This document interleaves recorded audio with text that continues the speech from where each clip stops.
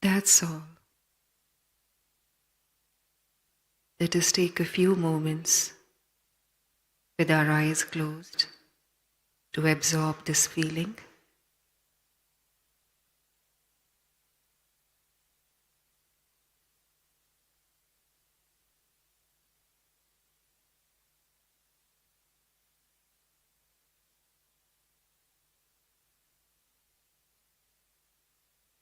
Feel it radiate outwards everywhere around us.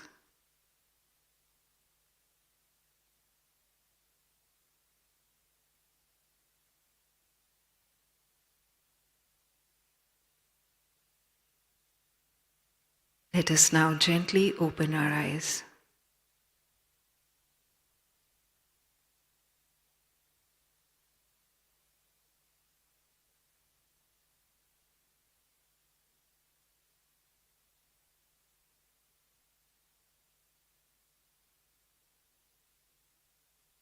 We are deeply grateful to the Honorable Vice President of India, Shri Jagdeep Dhankhar ji, for his august presence at the Global Spirituality MAHOTSAV. We are also deeply grateful to all the respected leaders of so many religious, interfaith, and spiritual organizations who have graced this event with their open-hearted presence. It is now time for a lovely surprise for all of us. I now invite Right Honourable Patricia Scotland, Secretary General Commonwealth, to come forward to make this very special announcement for all of us.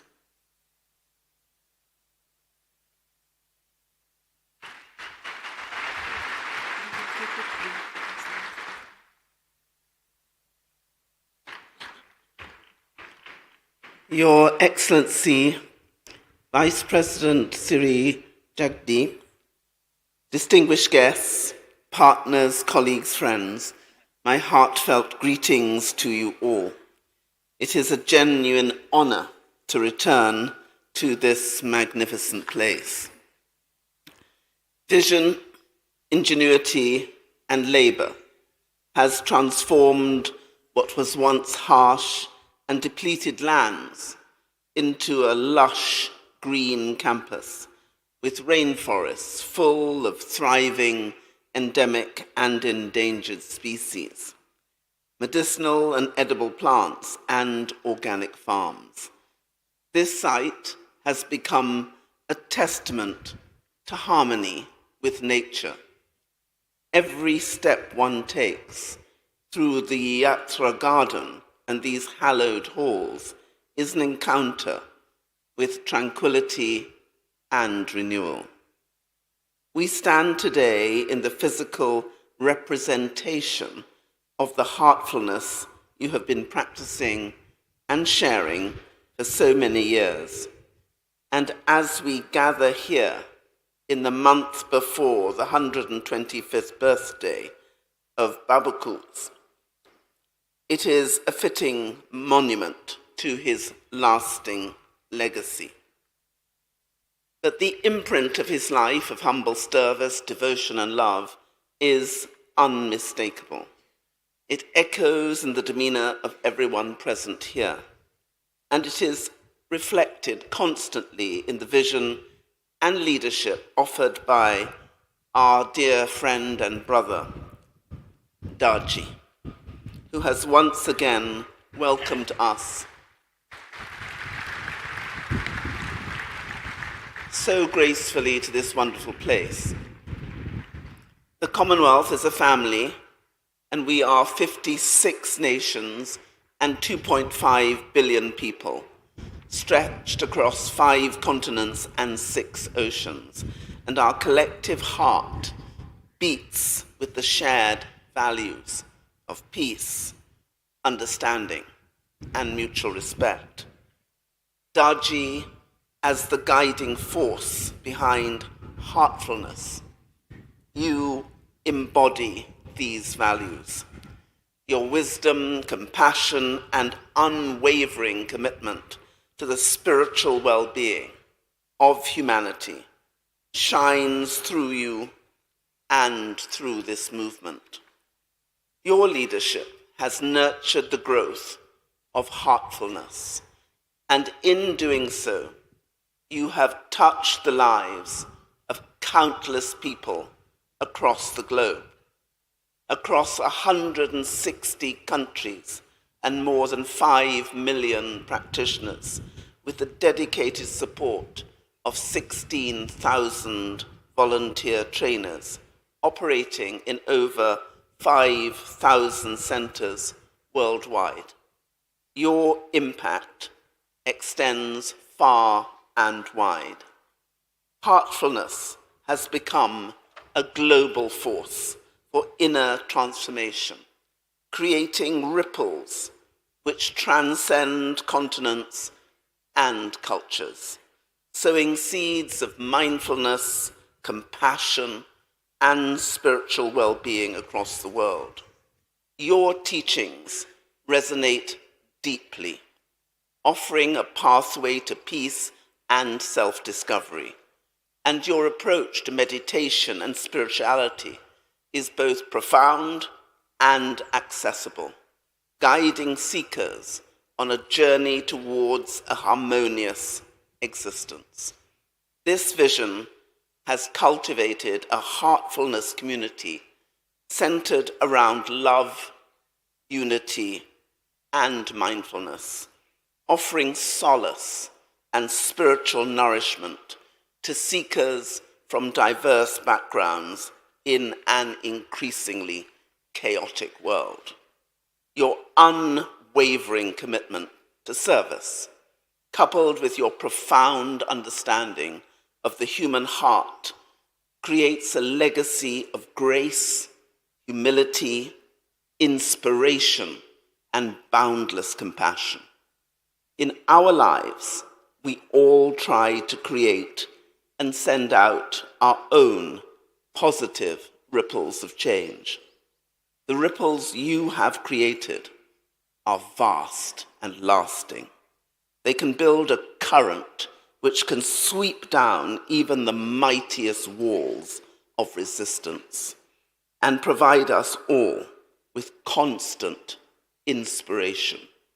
In your honor and in honor of your vision and leadership and of your unwavering commitment to service, as Secretary General of the Commonwealth of Nations, I am proud and honored to bestow on you the title of Global Ambassador for Peace Building and Faith in the Commonwealth.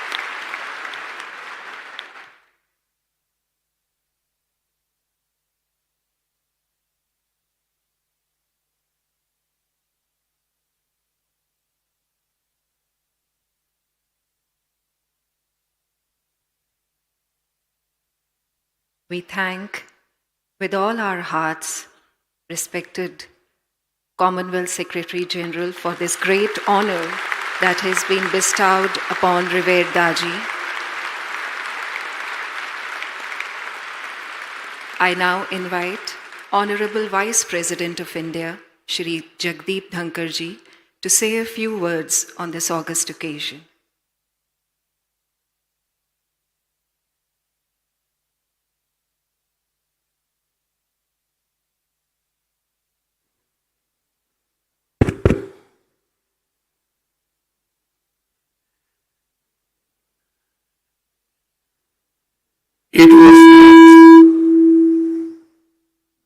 It was not a surprise. Well earned,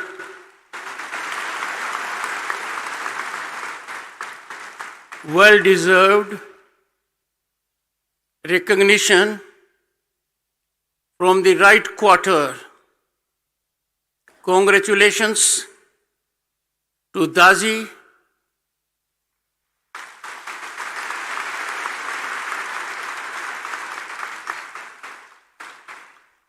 India is 60% of Commonwealth in terms of population.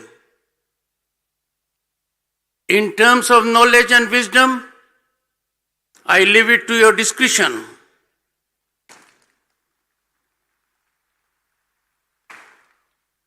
Friends, Right Honourable Patricia Scotland, Secretary General, Commonwealth, I have had earlier an occasion to interact with her. She is passionate about her mission. She is highly objective. This has been reflected today. Every word is spoken by her about Daaji is a writing on the wall.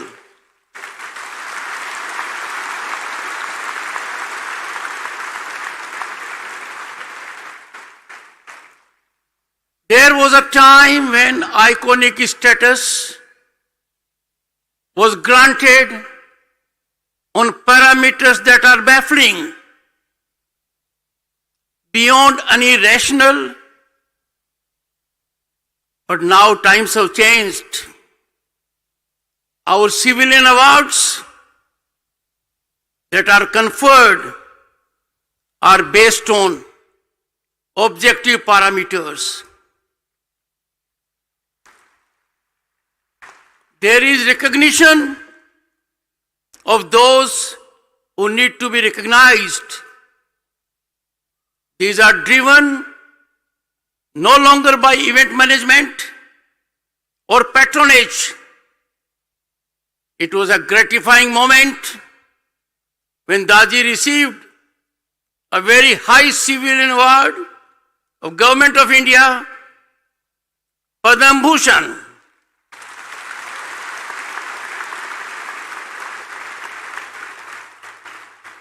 But the greatest award, and that is conferred by the people, Daaji. Who made Mahatma Gandhi Mahatma?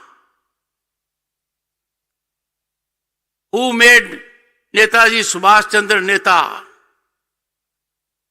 People of this country.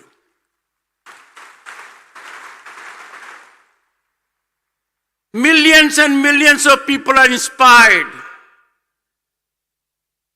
in most pristine and authentic manner, driven by the thought process which emanates from this epicenter.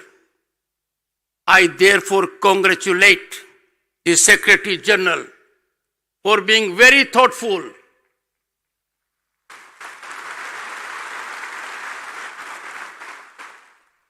Madam Secretary General, this is a step in the right direction.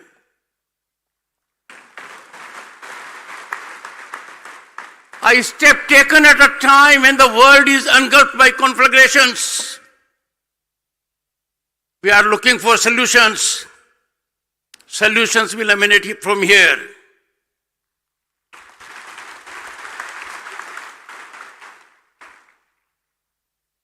Friends, this is a pleasant surprise to me, more than the surprise I had when I was nominated Vice President candidate. Thank you so much.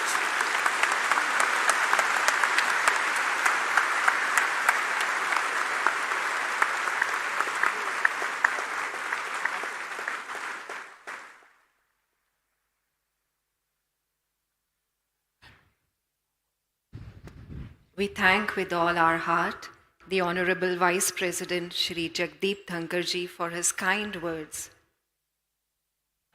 We thank him for his presence for having graced the Global Spirituality Mahotsav and for having guided us with his words. I now invite Revered Daaji to please address all of us.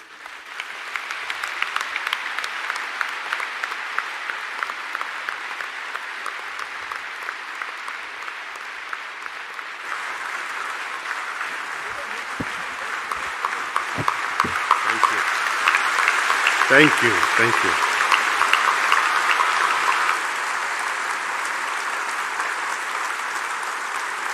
Thank you. Thank you. Most respected, Honorable Vice President of India, dear Jagdeep Dhankhar ji, Right Honorable Patricia Scotland, Secretary General, Commonwealth, and many leaders of various paths, interfaith, religious, spiritual, and my very dear brothers and sisters. My heart and head bows to all of you with gratitude. This award is not personal. Could I have attained, or could this organization would have been recognized without you all? I don't think so. So this award, it belongs to heartfulness.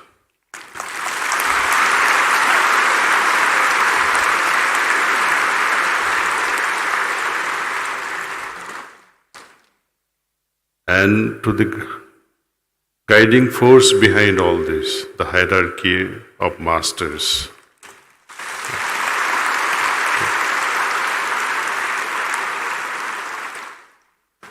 So far we have been treading alone with this global spiritual Mahotsav.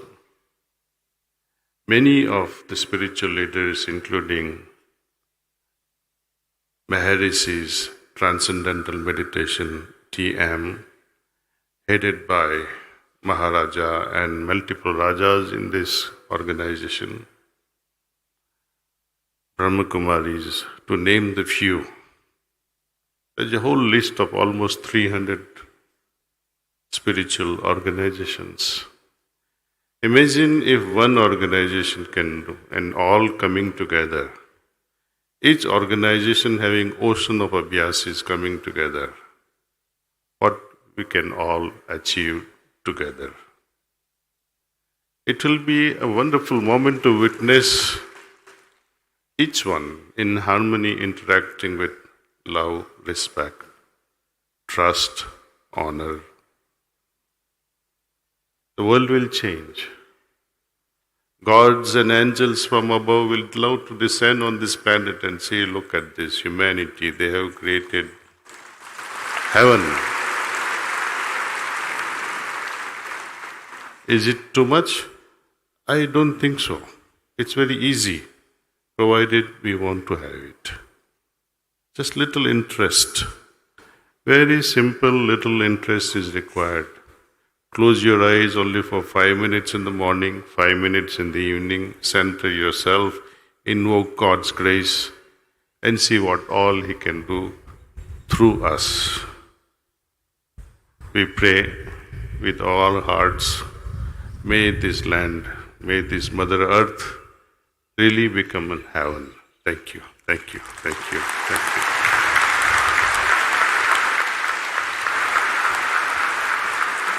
I cannot end this without thanking Right Honorable Patricia Scotland, Secretary General, Commonwealth. Thank you, and whatsoever you like to do in your territories, do us summon. We are ready, isn't it? Thank you. Thank you.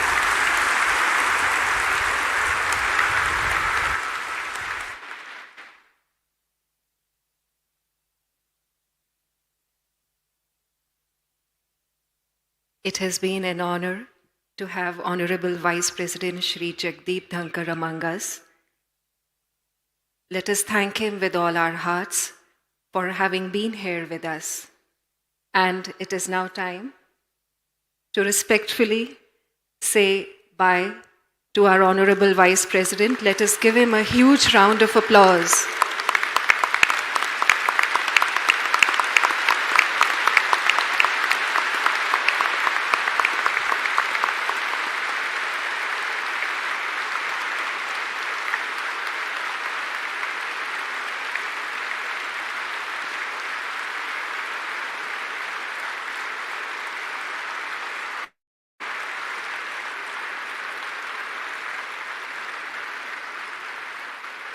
We now continue with the morning session.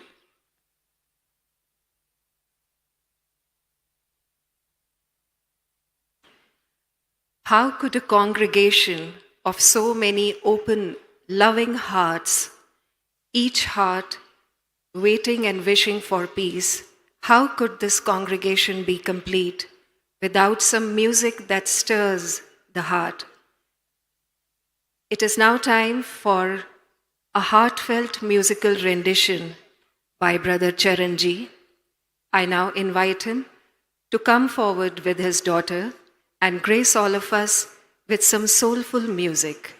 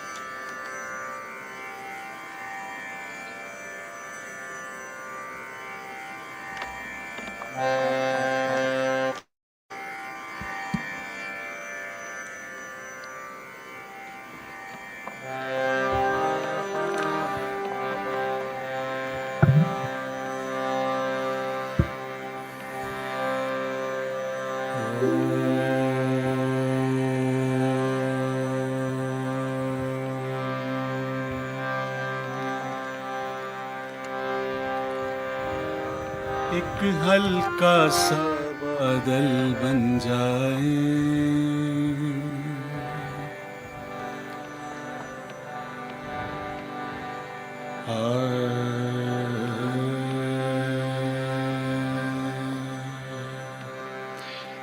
Global spirituality महोत्सव में शामिल सभी बहनों और भाइयों का मैं हार्दिक तौर पे धन्यवाद करता हूँ। सभी गुरुजनों का, संत जनों का, सभी संस्थाओं का हार्टफुलनेस की तरफ से धन्यवाद करता हूँ। जिन्हें हम देख सकते हैं उनका भी धन्यवाद, जिन्हें हम नहीं देख सकते हार्दिक तौर पे उनका भी धन्यवाद। और ये special bhajan whispers from the brighter world के मैसेज से इंस्पायर होके जो मालिक की कृपा से मेरे हृदय में आया, मदर हेलन पेरेट बाबूजी महाराज से बात करते कहती हैं कि मुझे ऐसा फील होता है कि मैं हल्के से बादल की तरह हो गई हूँ और मैं उड़ती जा रही हूँ। और ये भजन लिखे हुए, बनाए हुए मुझे 3-4 साल हो गए, पर आज गुरुदेव के सामने, आपके सामने प्रस्तुत करने का मौका मिला है। मैं इसे आरंभ करता हूँ।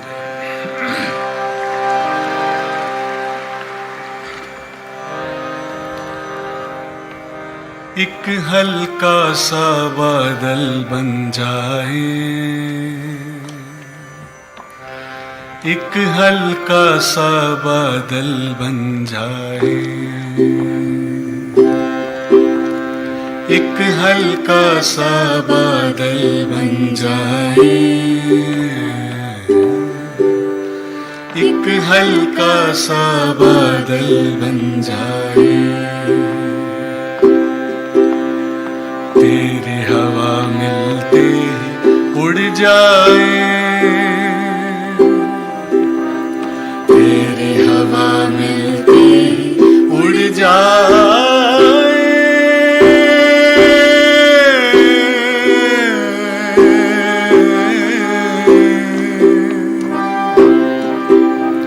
कैसे भी हो रास्ते पर रुकना नहीं है, कैसे भी हो रास्ते पर रुकना नहीं है, मुश्किलें तो आती हैं पर झुकना नहीं है, एक ना एक दिन तो मंजिल पाए, बस हल्के हल्के होते जाए,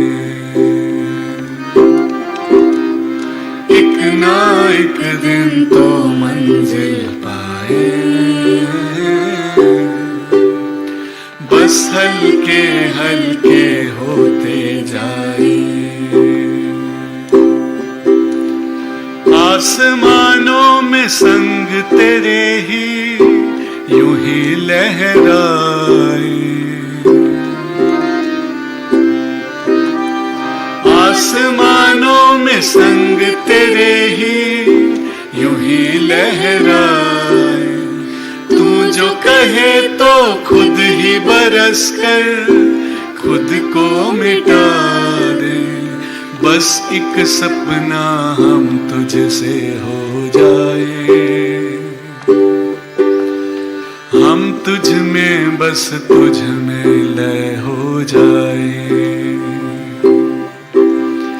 बस एक सपना हम तुझसे हो जाए, हम तुझ में बस तुझ में लय हो जाए, लय हो जाए, लय हो जाए, लय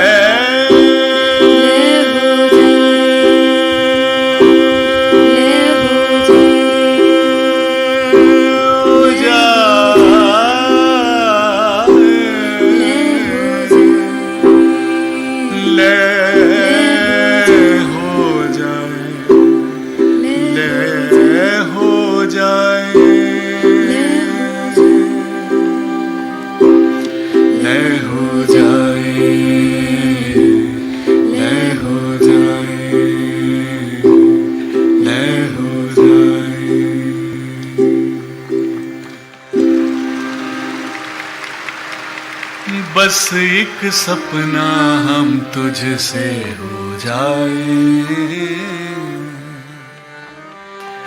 हम तुझ में बस तुझ में लय हो जाए, लय हो जाए, लय हो जाए।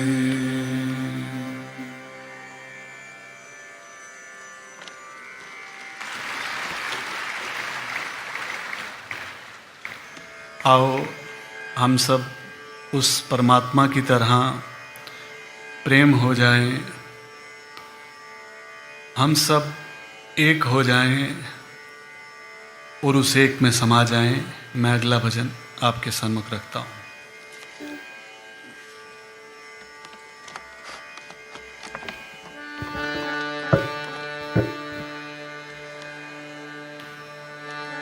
गुरु तेरे चरणों में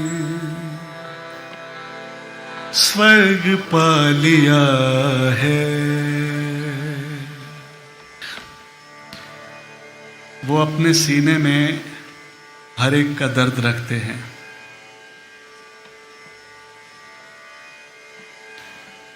वो अपने सीने में हर एक का दर्द रखते हैं। बेखबर बन के मेरे साहब, बेखबर बन के मेरे साहब सबकी खबर रखते हैं।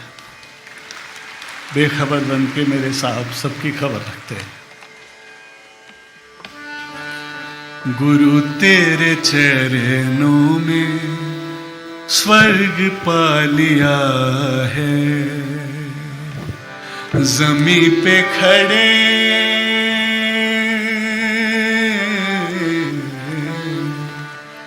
ज़मीं पे खड़े आसमां पा लिया है। गुरु तेरे चरणों में स्वर्ग पा लिया है। गुरु तेरे चरणों में स्वर्ग पा लिया है। ज़मीं पे खड़े आसमां पा लिया है। गुरु तेरे चरणों में स्वर्ग पा लिया है। गुरु तेरे चरणों में स्वर्ग पा लिया है।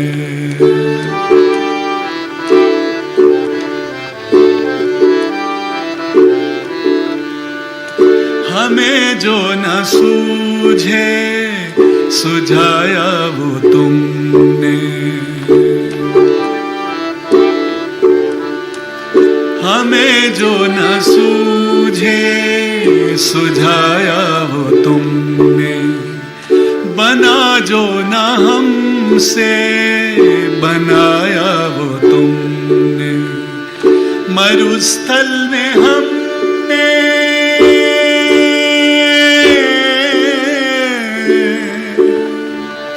मरुस्थल में हमने चमन पा लिया है।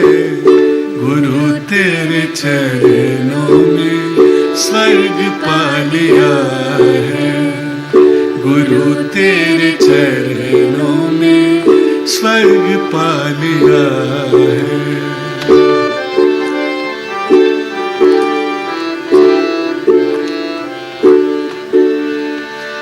अंधेरा मिटा कर प्रकाशित किया मन। अंधेरा मिटा कर प्रकाशित किया मन। भ्रमों को मिटाया किया धन्य जीवन। अमावस में भी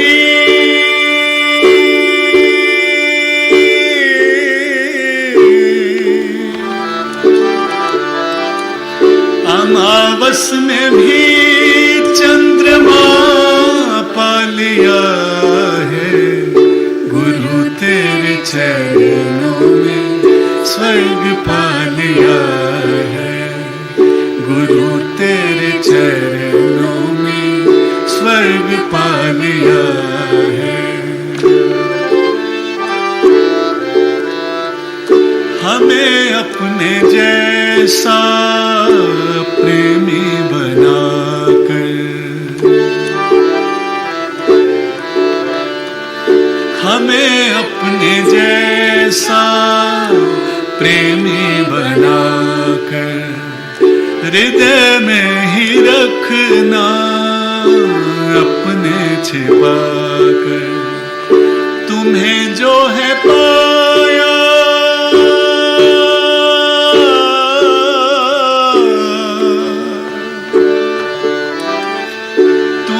जो है पाया सारा जहां पा लिया है। गुरु तेरे चरणों में स्वर्ग पा लिया है। गुरु तेरे चरणों में स्वर्ग पा लिया है, जमीन पे खड़े आसमां पा लिया है, गुरु तेरे चरणों में स्वर्ग पा लिया है, गुरु तेरे चरणों में स्वर्ग पा लिया है, गुरु तेरे चरणों में।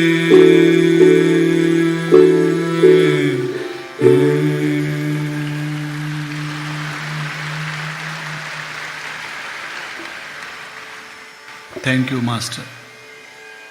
ओम तत्सत।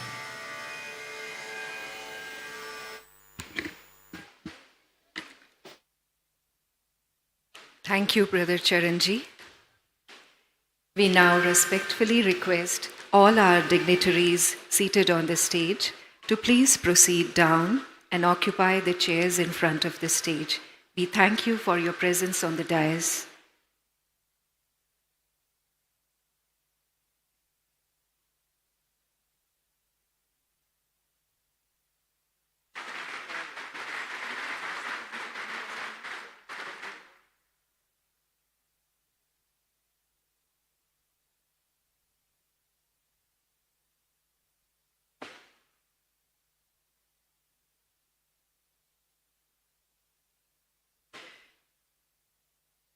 We will now be moving towards the plenary session for today.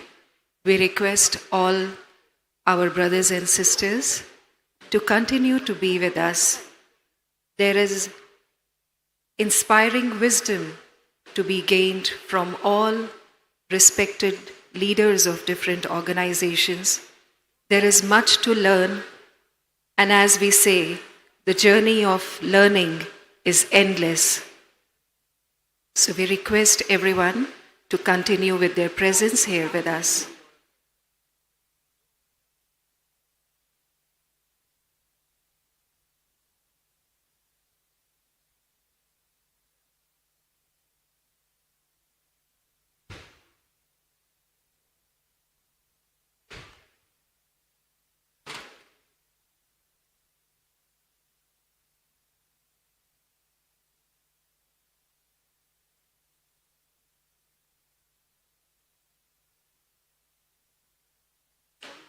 Having interacted with many of the brothers and sisters who have come for the World Spirituality Mahotsav, there was one common thread among each experience that was shared. Everyone felt an overwhelming warmth in the heart. It goes to say that when hearts are open and each individual has the common purpose of peace, from inner peace to global peace, this was bound to happen. Even as we sit here, we feel this incredible sense of peace wash over us. What remains for us to do is to go back from here, nurturing this feeling of peace within the heart, with a simple resolve to continue to work towards this intention for which so many people have gathered from all over the world. We now move to the plenary session for today, and it is my honor and privilege to invite onto the dais His Excellency Jain Ji, Secretary General, World Council of Religious Leaders. We also invite Dr. Roland McCratty from the Heart Math Institute. We respectfully invite Master Minood Ji from the Temple of Inner Wisdom. We invite Dr. Joseph Benton Howell from the Institute for Conscious Being. We invite Ms. Nilakshi Rajkhowa-ji from the Baha'i Faith. It is also an honor to invite Rabbi Ezekiel Isaac Malikar from the Judah Hayam Synagogue. We invite Ms. Sophia Bentowns, the Sufi guide of the Alawiya.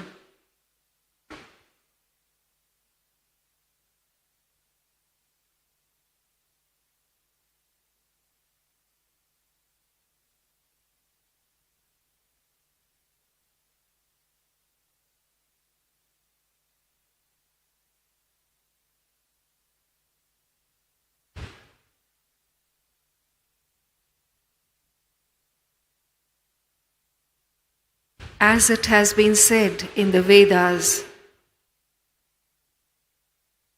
we are all eternal learners moving together on the journey towards the source that lies within.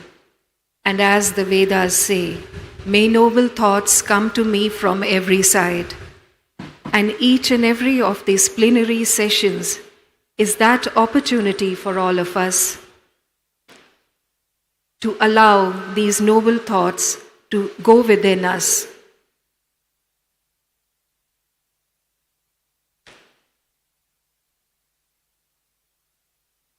As we await the presence of the speakers for today's plenary session, let us all take a moment to also make our notes that will help us carry this wisdom forward to the centers, to the places from which all of us have gathered here at the Global Spirituality Mahotsav.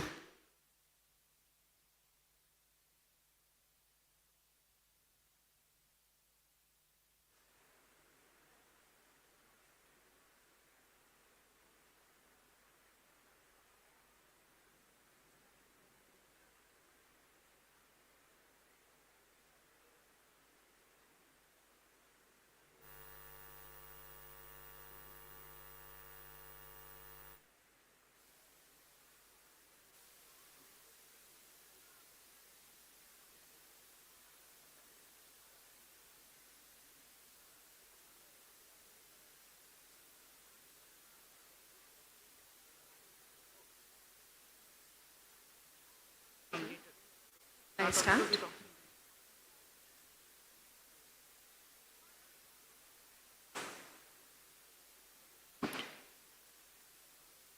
Let us now begin with the plenary session for today.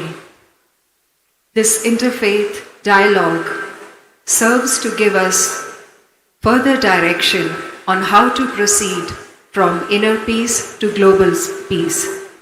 It is our absolute privilege to now invite to the podium His Excellency Bawa Jainji. He is the Secretary General for the World Council of Religious Leaders, having presided at the 2000 Millennium World Peace Summit of Religious and Spiritual Leaders. His Excellency Bawa Jainji co-founded the religious initiative of the World Economic Forum. He is also the founder of the Gandhi King Award for Nonviolence. He launched the World Council of Religious Leaders Religion One-on-One initiative. We are grateful for his presence and now invite His Excellency Bawa Jainji to share his thoughts and vision with us.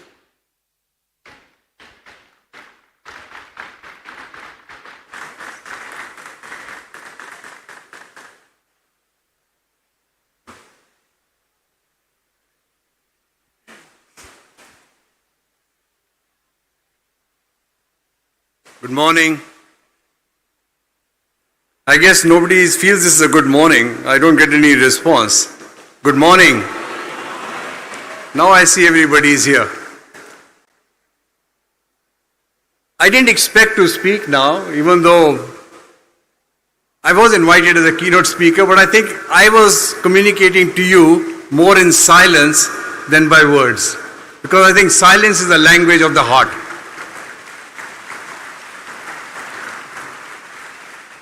But they asked me to say a few words before I depart, and I just want to share a couple of things. I will have more of a conversation with you, and I just want to begin because Daaji is not here. My brothers and sisters, as I see the way you all greet each other, what a lovely way.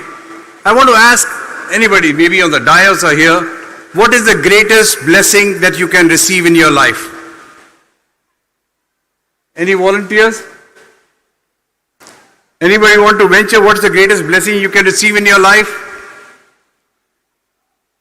Having a guru in your life. Now, why is that important? Oftentimes in life we will come to crossroads.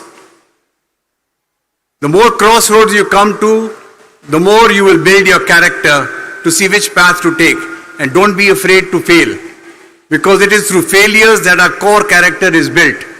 But when you have a guru in your life, that guru will point you in the direction which will be for your betterment. So you are blessed to have a guru like Daaji in your life. I did not know Daaji before. I came and I met him only on the 14th when I arrived. And I was asked to come and have lunch with him. I was very honored with a few other friends. And Daaji spent 2-3 hours with us. I didn't feel like that I was meeting him for the first time. And we spent some time. The problem oftentimes is not the faith, but the faithful. What do we mean by that? What did the Secretary General mean by that? He meant that religion is not at fault. Religion is not the problem. It's the people who abuse and misinterpret religion for their own interests. And you heard Daaji, he mentioned that very clearly. Because he knows the value of that. For me, having a guru in my life gave me a purpose of life. Put me in a direction gave me a purpose and a direction of what I should be pursuing in life. You have a guru. But to ask you, do you have a purpose in life? Or ask yourself that, what is the purpose of my life? I'll leave you a few things only, because I have a limited time. I have to take a flight and the dais is full. You've been enriched with many, many dialogues and speeches and messages. I'll just leave you three S's. One of them was given to me by Chinnajiri Swami yesterday, who I was honored to meet for a few hours. I always ask, what is the purpose of your life? So he turned the question to me, what is the purpose of your life? I said, the purpose of my life is service. I want to serve, serve and serve. And that service, I'll tell you one distinction my guru taught me. My guru always says, be of use.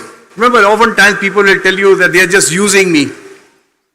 His message was, be of use, but make a distinction. Don't let anybody abuse you. Make that distinction. Remember that. So service is the first principle. Second, sharing. Have that attitude of sharing. Wherever you can share. Because the greatest joy is in sharing, not in just receiving. The third, which is intrinsic to the Hindu ethos and the Vasudhaiva Kutumbakam, is sacrifice. Life is about compromises. The reality we live in is sacrifice. Why? For the betterment of one's own self. To detach from one of our biggest enemies. And I would have asked the Honorable Patricia Scotland this, because I'm a buff of the English literature. I'm telling you now, getting to the stage of which are the biggest obstacles in our life. And when I was supposed to make the address on the 15th, and I was going to tell you, does anybody remember the significance of the 15th of March? You remember, Honorable Patricia Scotland? The Ides of March. I'm a Shakespeare buff. I won the literature prize in my school. And why do I want to remind you of the Ides of March? It was a soothsayer who had told Julius Caesar that beware the Ides of March. Ides of March came, Julius Caesar marching, and he looks at this soothsayer and he scorns at him. He says, Ides of March have come, I am here, nothing happened to me. And what does the soothsayer say? Caesar, they have come but not gone. It's come and gone. Now why do I remind you that? Here is an example of the ego of a person getting in their way. Julius Caesar was arrogant, was full of ego, and he mocked the soothsayer. Our greatest challenge in life is overcoming that inner ego, the inner demon, which oftentimes influences our decisions and puts us in the wrong way. So coming here, and I mean, if you've seen, I think Daaji is real to me. He's humility personified. I've been watching him, and I feel, and I'm seeing that he is so uncomfortable when speaking. He would much rather close his eyes and be in silence. If you've seen, even on the stage, when people are speaking, oftentimes I observed, he's in meditation. He wants to be in silence. He doesn't want to speak. So remember, the more the urge we have for projecting ourselves, the ego which drives us, the more obstacles we will receive in our life. Shed that ego. When you come from here and you've learned from here, you've been blessed with the meditation and the power and the energy that you're receiving, leave your egos here, don't take them with you wherever you go. Follow the path of service, of sharing, of sacrifice. Your lives will be transformed. Make an impact in the world which generations to come will remember. That should be the motto and purpose of your life. I'll end by giving you a little example, and this is also a true story. Maybe a couple of them actually. I was in South Africa. As was mentioned, I gave President Mandela the Gandhi King Award for Non-Violence. Now at that time, Madiba, as he is referred to, has become like the moral conscience of the world. Now in my position, I have met almost every head of state. I've been with all of them. But that day, as I was going to meet President Mandela, and it was not in a VIP room like this one behind the stage. It was a stadium and we were standing under the bleachers. That's where Madiba preferred to meet us. So I'm thinking, what am I going to say to the President Mandela when I see him? Thoughts are racing because this is a unique opportunity. One of the greatest leaders who transformed their lives from being a militant and a commanded to a non-violence, peaceful resistance for the freedom and liberation of South Africa from apartheid. And I'm going to meet him and I said, what should I be saying to him? So what does he do? Suddenly he emerges. He's a larger man. He just embraces me. Hey man, how are you? I am rarely at a loss of words, but that day I was dumbfounded. I couldn't speak a word. He disarmed me in that moment. Why am I sharing this with you? One of the greatest qualities of a leader is their innate ability to put you at ease. Have you seen somebody else do that in your lives? Look at Daaji, right? He puts you at ease. I met him for the first time. He made me feel as if I'd known him for the rest of my life. All the way. So this is a unique ability. And remember, a great leader, what does he do? I was going to give you an answer, but let me ask you, great leader, what does he do? Anybody? What do you think a great leader does? Love. He says love. A great leader does not build followers. A great leader builds leaders. Each one of you is a leader because Daaji has sown the seeds of leadership in each of your hearts. Take that away. Take that message. Let that be your guiding North Pole star. Follow that. Be of service. Continue to serve, serve and serve. And you will be so enriched because of the purpose in your life that any sickness, any obstacle, they will just vanish. They will fall away. And when you leave the world, you will be remembered for this. And this can be best understood by the life of Alfred Nobel. I'm sure you all have heard about Nobel and the Nobel Prizes. One day, Alfred Nobel wakes up and by mistake they had published his obituary. This was long before the Nobel Prizes was founded. And in the obituary, when he read that he was known for all the weapons he had created, dynamite and everything, he was aghast. He's saying, oh my God, this is what I'm going to be remembered for? That's not what I want my life to be. He said, I want to change that destiny. Then he launched the Nobel Prizes. Today, how do we remember Alfred Nobel? Because of the Nobel Prizes, the epitome of what we want to accomplish in our lives. So I share that with you. As if this was the last day of your life and you were going to go tomorrow, how would you want to be remembered? If you're happy, wonderful.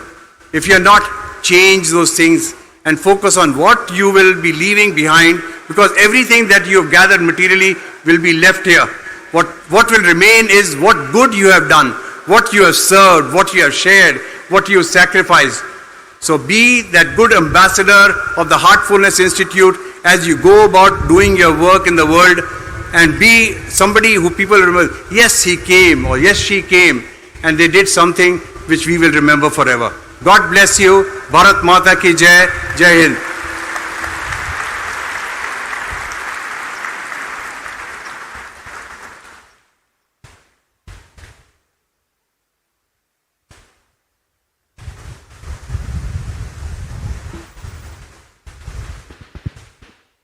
Thank you very much, Your Excellency Baba Jayanji. The 3 S's have been given to us by him: service, sharing, and sacrifice. Let us keep these key words with us as we go back from this event. It is now our pleasure to invite to the dais Dr. Roland McCratty. He is the Director of Research of the Heart Math Research Center at the Heart Math Institute. As a psychophysiologist, Dr. McCratty's research interests include the physiology of emotion, heart-brain communication, and the global interconnectivity between people and the Earth's energetic systems, applying this to the development of tools and technology to optimize individual and organizational health, performance, and the quality of life. We request Dr. Roland McCratty to share his ideas with us. Thank you, and it's a great honor to be here and part of this event. And I'm not going to stand here and try to tell you anything that you haven't already heard or that you probably don't already know. But I am going to try and tell you the same thing in a different language, the language of science, which is my field. I'm she said, the Director of Research for the Heart Math Institute. And I got to my path. I had been a long-term meditator myself, and we learned about the heart, in meditation. But if I'm really honest, it was more like a metaphor for emotions and this and that, but it was really all about the brain and this. And I even had gotten a degree in consciousness studies. And then I had the great fortune to meet the founder of Heart Math, Doc Childrey. And then I was introduced to the real heart, the deeper heart that it's really all about. And I was fortunate to be able to help him found the Heart Math Institute. And a few years into that, he invited me to found the Heart Math Research Center. He said, we have to do real rigorous scientific research, because this is the new language for so many people in the world. It's the language of science. And if we're really going to help introduce the world to get in their hearts and brains in sync, we need that type of work. So over the last 30 years, I've had the great fortune to really make a lot of scientific discoveries that really validate, I think, what we already know and believe to be true. We started out by looking at how emotions affect the body, the physiology, and we're measuring brainwaves and hearts and all these things in the lab. And what we found was really profound, actually. And this is 30 years ago when we started this. And at that time, nobody was looking what happens in our body when we love, when we appreciate. It was all about stress and depression and anxiety. But what we found is when we brought people into the lab and they were able to really feel heartfelt feelings of love, compassion, kindness, something almost magical happened. The way the heart beat, the rhythms of the heart dramatically changed. We know many years later now that this is an optimal state, a state where the mind, emotions, the heart all come into synchronization. We call it heart coherence. A lot of you have probably heard that term. It's there are over 500 studies now that show that when people learn how to get into that heart coherent state, that it lifts, it benefits almost everything we can think of, our health, our performance in sports, for example, but especially our ability to access our own inner intuitive guidance. And we found that so many people were talking about us. Well, let me just say one other thing. The beautiful thing I think about heart and heart coherence is it's neutral. It's something that we all have. We all have a heart. And whenever we're actually feeling love or compassion or kindness, we are shifting into a heart coherent state, most likely. It doesn't matter how you get there, right? What technique, what practice you have. But it does increase the measurable synchronization between the rhythms of our brain and the rhythms of our heart. Now, as I mentioned, the big gift, I think, from that, I know from that, is accessing to our intuition, our own intuitive inner guidance. And this is something we were actually able to test in the lab. And we were even surprised. I won't go into all the scientific details, but the takeaway from it is what we found from these studies is that the heart can know the future. And it starts in the heart. The heart is the first to get the information. It sends a different, measurably different signal to our brain. Then you have a brain response, you see that, and then you get a body response to felt emotion. So the way I got this published back in, many years ago in scientific peer-reviewed journals was to say that the heart has access to a field of information that's not bound by time and space. Well, what is that? Right? I would suggest that we have two hearts, what this research shows, the physical and what I call the energetic heart, which has been called the spiritual heart in so many religious traditions and philosophies. This just suggests, no, that's real. Right? And the energetic heart is that bridge. It's what connects the larger part of ourself, our soul, our spirit. It translates that down into the physical world of earth in our bodies. It's how we really connect with our larger self, our higher self, is through the energetic heart. That's the real us. And as we learn to become more heart coherent, it opens that pathway. So in other words, becoming more heart coherent really can facilitate anything we do in any practice we want to take. Okay? The next adventure, I'll say, in our research was really starting to understand scientifically how the heart connects us. It connects us with others. Our heart doesn't just stop at the skin. We are literally broadcasting, radiating fields, magnetic fields produced by the heart. And we were able to show and find that that's carrying information about how we feel. And when we're in that coherent state, which again we get into naturally when we're loving, appreciative, that it connects us with others in a measurable way. Hearts can literally synchronize together when we come together in the heart. And that opens a new type of communication where we can really hear each other deeply. Even if we don't agree, we can still have that heart level connection. So it's really the key to how we build social coherence, how we learn to get along with each other in a new way, even though our minds might not disagree. Then the next kind of major step along that research path was understanding how our hearts not only connect us with our own larger self, but with others, but the earth itself.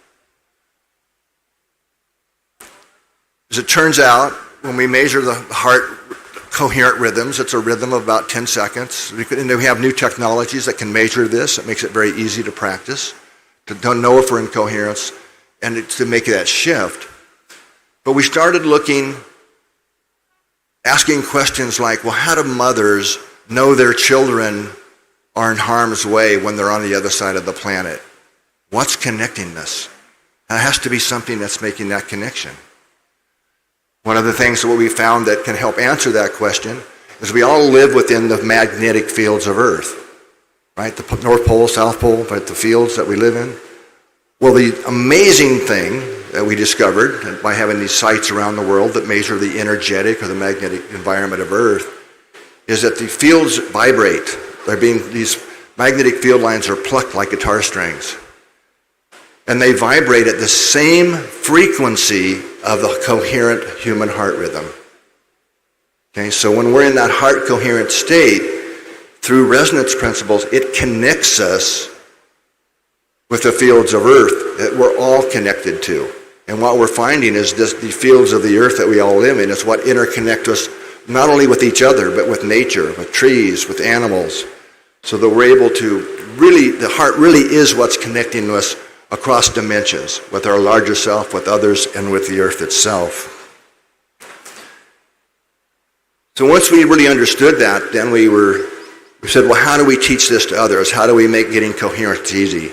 So we've developed a number of technologies that help us do that allow you, very inexpensive technologies that allow you to see in real time your heart rhythm and how coherent it is.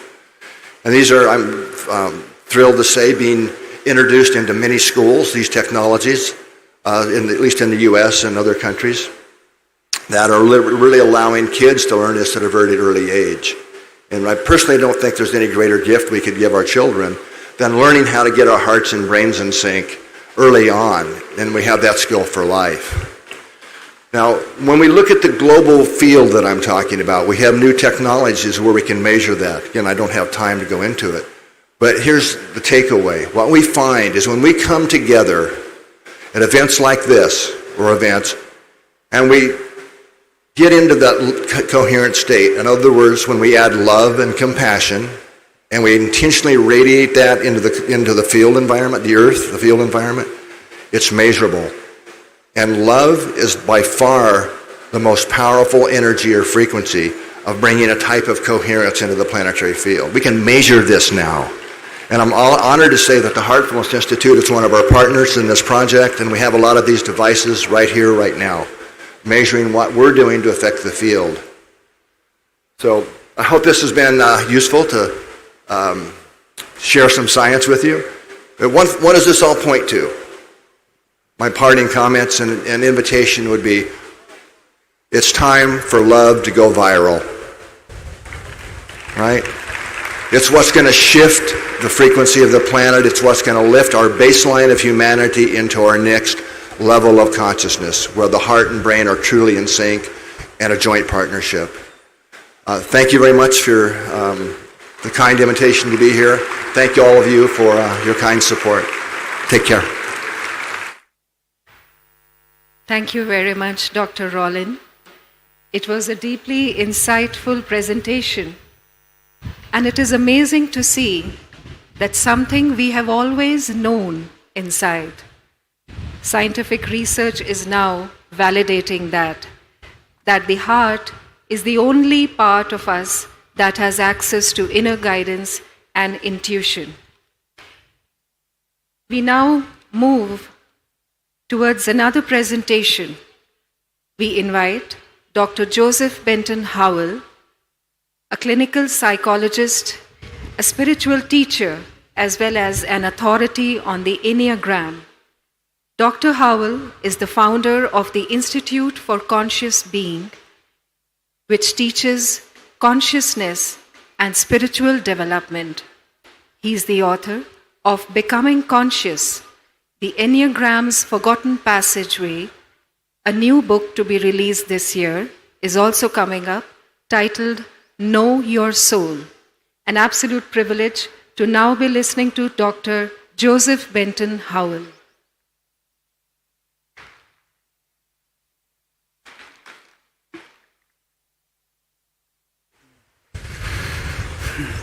What a privilege it is to have my heart coherent with your hearts. It is a privilege to be in another part of the world. It is a privilege to be in a society where I am greeted by namaste all the time. It warms my heart to be among you and to in some way claim that I too am an Indian.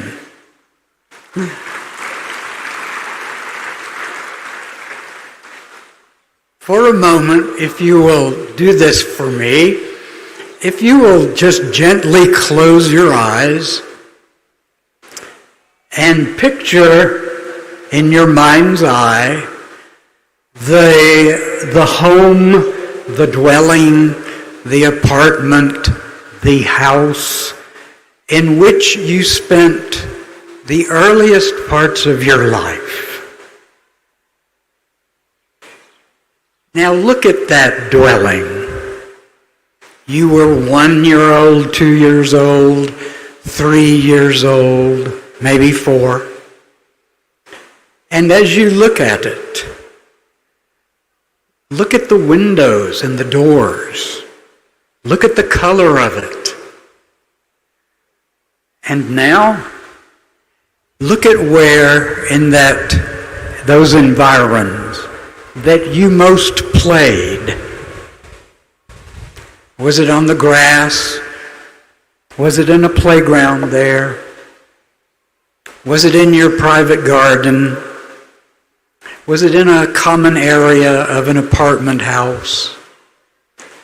And as you picture this in your mind, I would like for you to look at the little being who is you playing in those places. Look at that beautiful little child with expressive eyes and with excitement, with tenderness, with vulnerability, with awe, with surprise, and only two wishes: to love and to be loved. Hold me and let me hold you.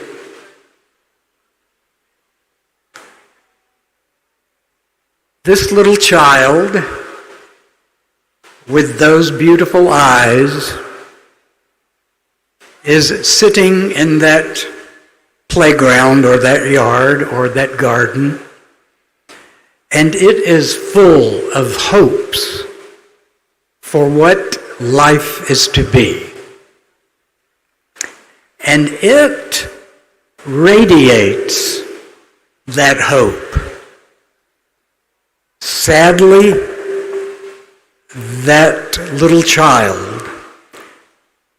our soul child, has to go under a crust because the demands and harshness and woundings of this world will not allow that precious innocence to survive in all of its purity.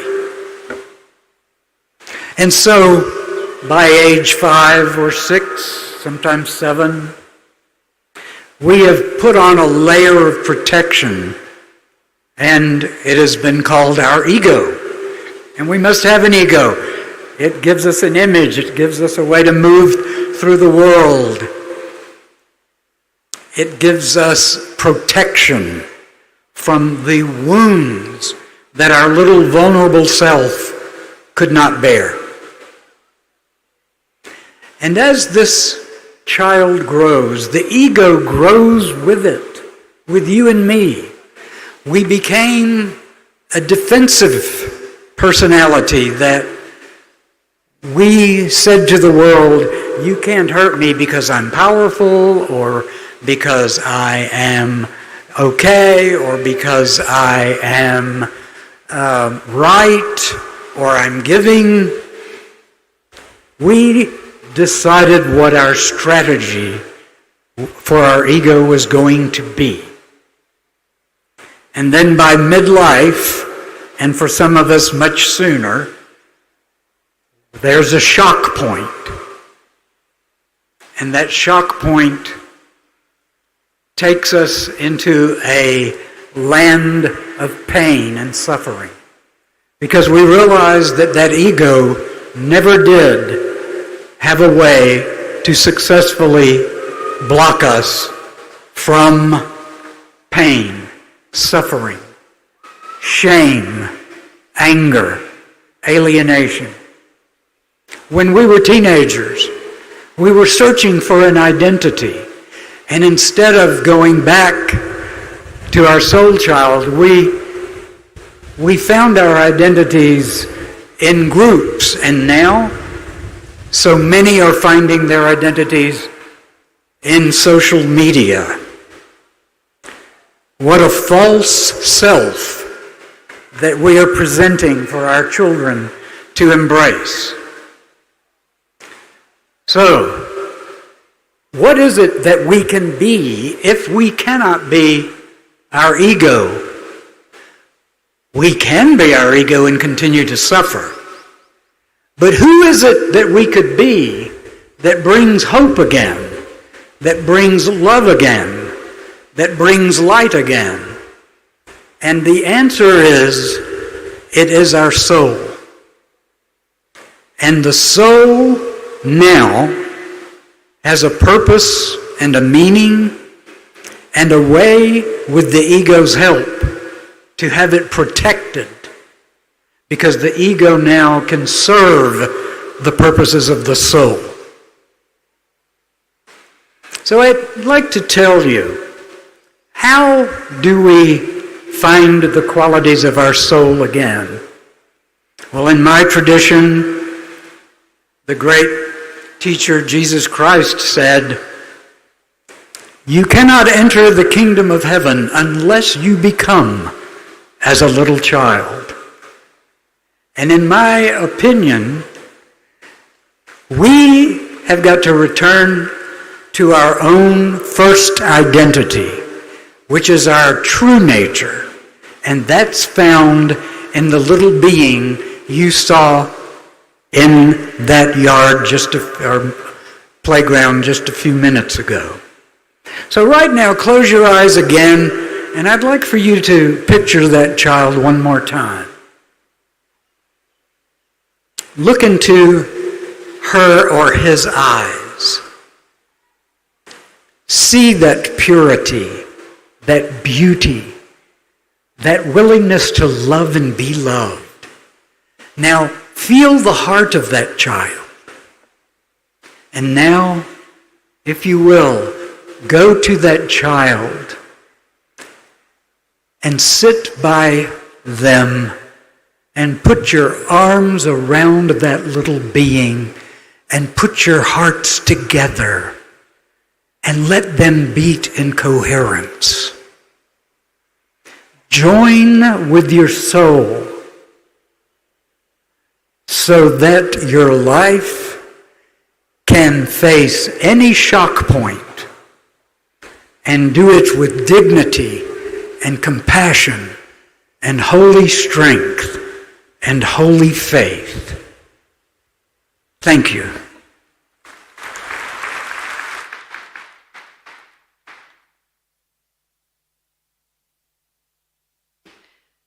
Thank you very much, Dr. Howell.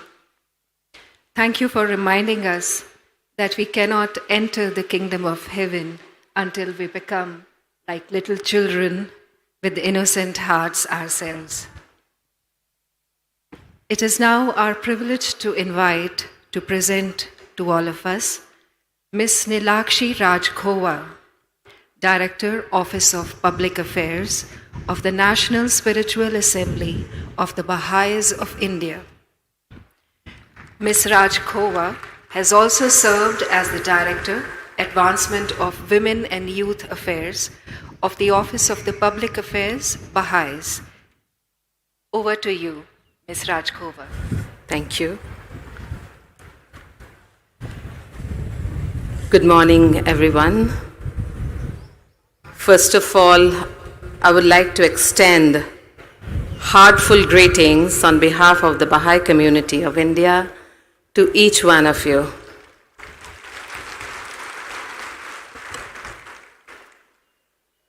I'm very delighted and honored to be part of this Global Spirituality MAHOTSAV hosted by Heartfulness and the Ministry of Culture. Thank you for bringing us all together under one roof.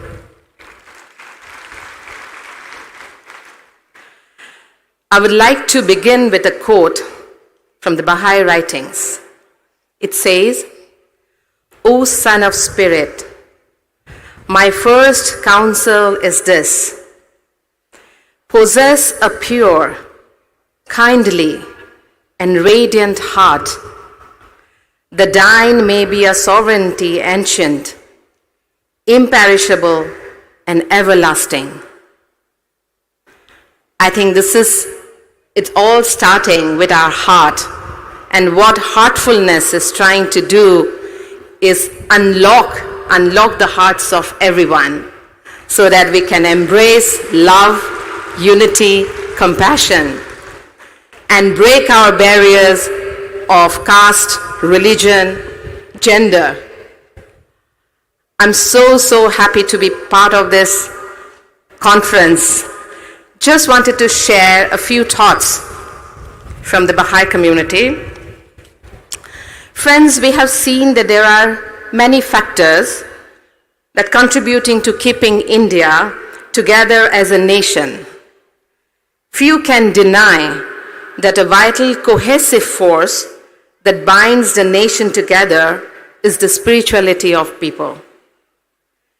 This spirituality finds expression in a culture that values human beings as the creation of the divine and is open and accepting of people of all backgrounds, that views in all living beings the reflections of the sacred and therefore enjoins respect, gentleness, and non-violence in all relationships as the ideal way of life. It is this spirit of an all-embracing oneness that is conveyed in the ancient ethos of Vasudeva Kutumbakam. The world is one family. This ethos implicitly envisages that the unity of the nations will be a stage in the process of the progressive manifestation of the spirit of oneness in the social and political realm.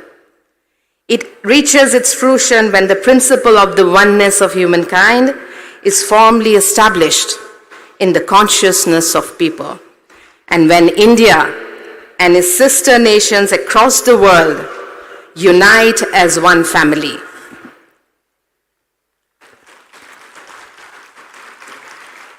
Over the past few decades, there has been a worldwide resurgence of religious fundamentalism. Voices that represent religious extremism and intolerance have increasingly entered the political and social mainstream, and in many countries, they now dominate public discourse.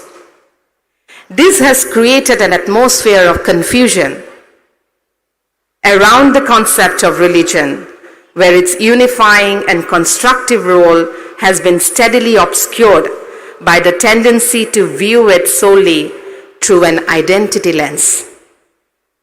India too has not become immune to it, and these challenges come at a time of a great uncertainty in world history, when the need for internal unity is vital to successfully navigate the waves of present and impending crisis that can gravely undermine the nation's progress, including the global pandemic, increasing geopolitical stability and war, economic recession, climate change, terrorism, and global food and energy crisis.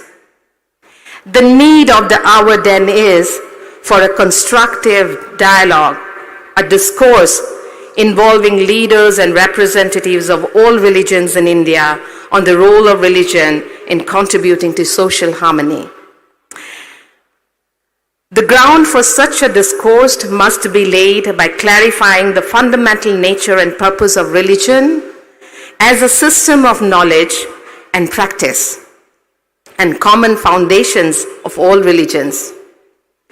Such a discourse must show a practical path forward for inter-religious collaboration in contributing to the progress of our nation. Preserving these traditions of inter-religious fellowship and perpetuating them requires efforts from individuals, communities, religious leaders, and institutions of society, as the media, education system, and the state. However, such efforts can close in on themselves if inter-religious unity is considered an end in itself and is not viewed in the context of society's needs at this moment in history. Unless united communities are driven by a common objective to contribute to the transformation of society and to ever-increasing material and spiritual prosperity, unity can become a pretext for passive conformity with the status quo, with all its attendant challenges and injustices. The most secure basis of interreligious harmony would thus lie in religious communities coming together to apply spiritual principles common to all religions for building a more united, just, and prosperous world.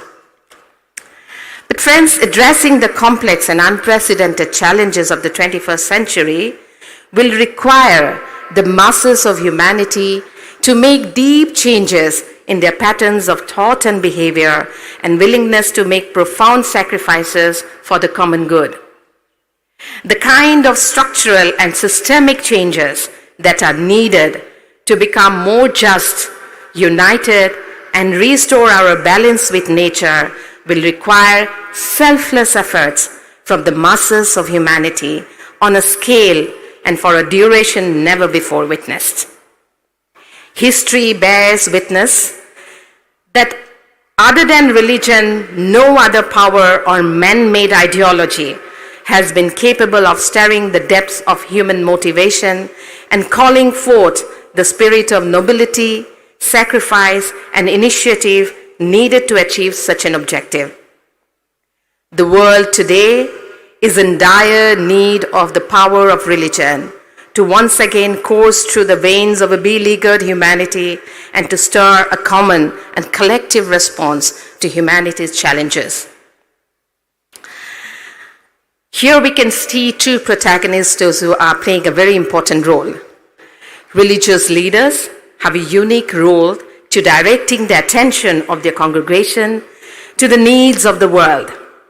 Many heartening examples of religious leaders coming together to rally on their congregations around the national drive to address common challenges could be witnessed during the worst phases of the COVID-19 pandemic in India.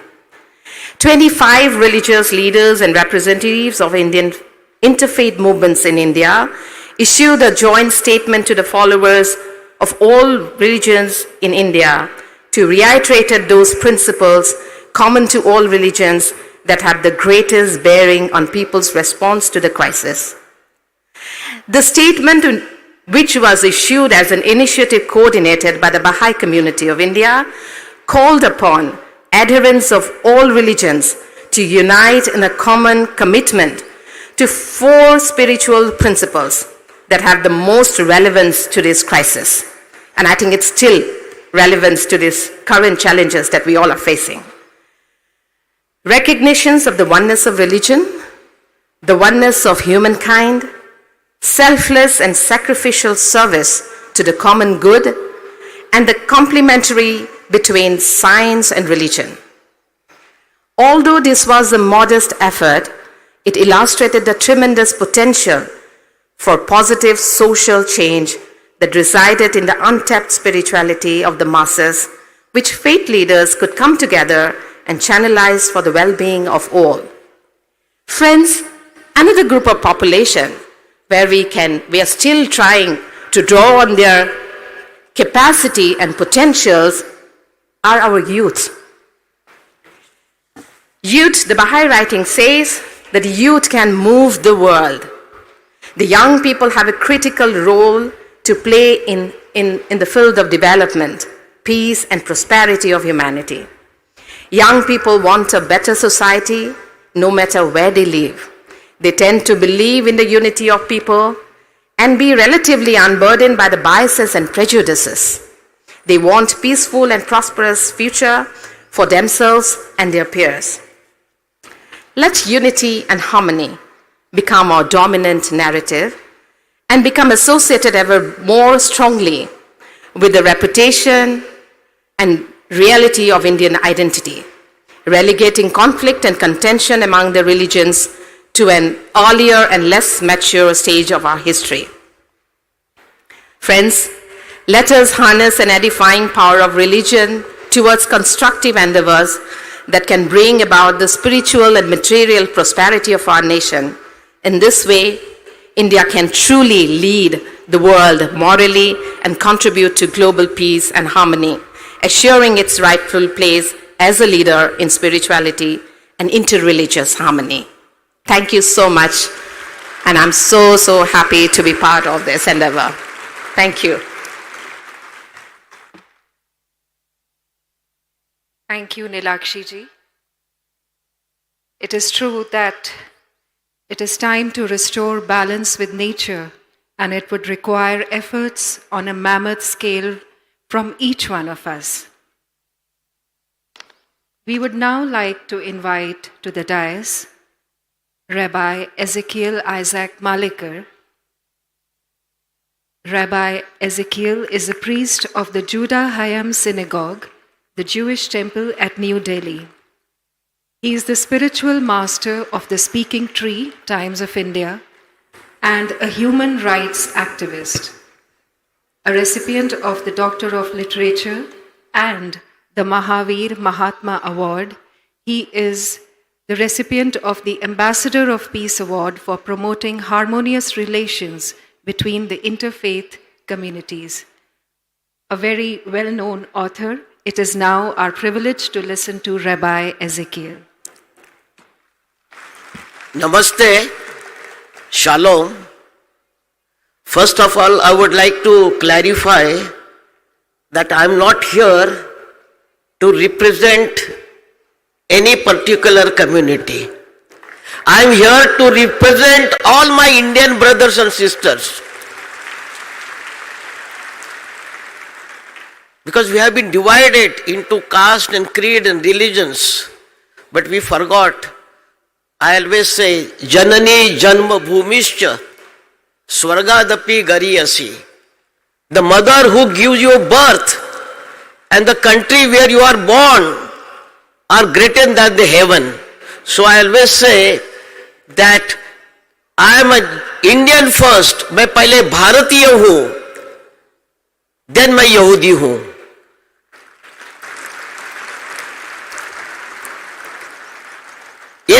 India is my motherland.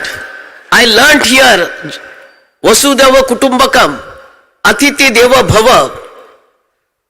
And when the Prime Minister of Israel visited the synagogue, I was asked about my feelings for Israel and India. I said, Israel is in my heart, but India is in my blood. And to tell you that I'm here for the last 2 days, and whenever I go, because I'm from Delhi, whenever I'm outside, not a single day passed, I did not talk to my wife and my daughter and son. But here, I'm here for the last 2 days, I completely forgot about my family, and because that hypnotizing effect of the spiritual vibration which I experience here in this very place, because I never felt homesick. And my special thanks, because there is a saying in Tibet that I saw an animal from the mountain, from the top of the mountain. When I went near to that animal, I saw that he is a human being. And when I start walking with him, I found my brother in him. So when I came here to this place, I found my brother, Mr. Jackie, Mr. Baruch here. Mr. Baruch, please stand up.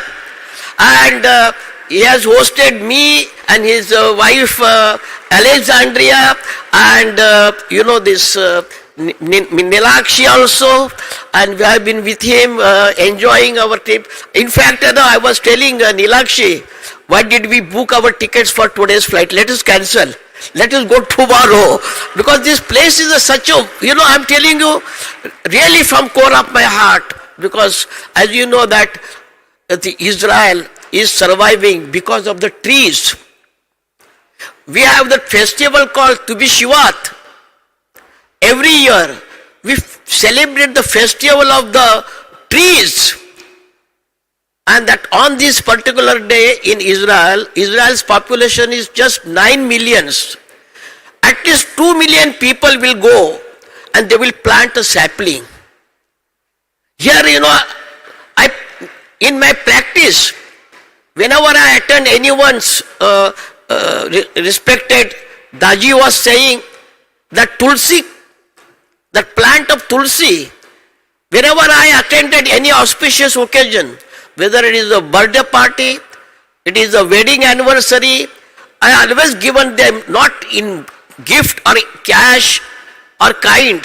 I gave them the sapling of Tulsi. I said, go and plant it. And in Judaism, the little girl, she has to plant that sapling when she is a 2 or 3 years old. And when she gets married, after say 20 years, that plants which she has planted, sapling, maybe 20 years ago, the flowers and the leaves of that tree is used for decoration of the canopy under which her marriage takes place. But, and that's why I always say that God first created the nature. This is a divine gift of God. And He created man on the last day, on the 6th day. And He said to man, this is a divine gift of God. Please take care of it as a protector. But I'm sorry to say that instead of protector, we became the destroyers of the nature for the sake of progress and development. So it is very important what I learned. I'm going to take this message to Israel, that what I learned in Israel and this place, that how to take care of the, each tree, be a member of that tree, adapt it, look after that tree. And secondly, I would like to say that just now Honorable Baba Jainji said that Daaji is Guru. What is the blessing of your life? To find a Guru. But I always say, Daaji is not only Guru, he is a Sadguru. What is the meaning of Sadguru and Guru? Guru will show you the path of righteousness, path of peace, how to attain the inner peace. But Daaji is a soul which will take us to that path, and he will guide us and he will make our life successful. So I always say in my prayers that may God grant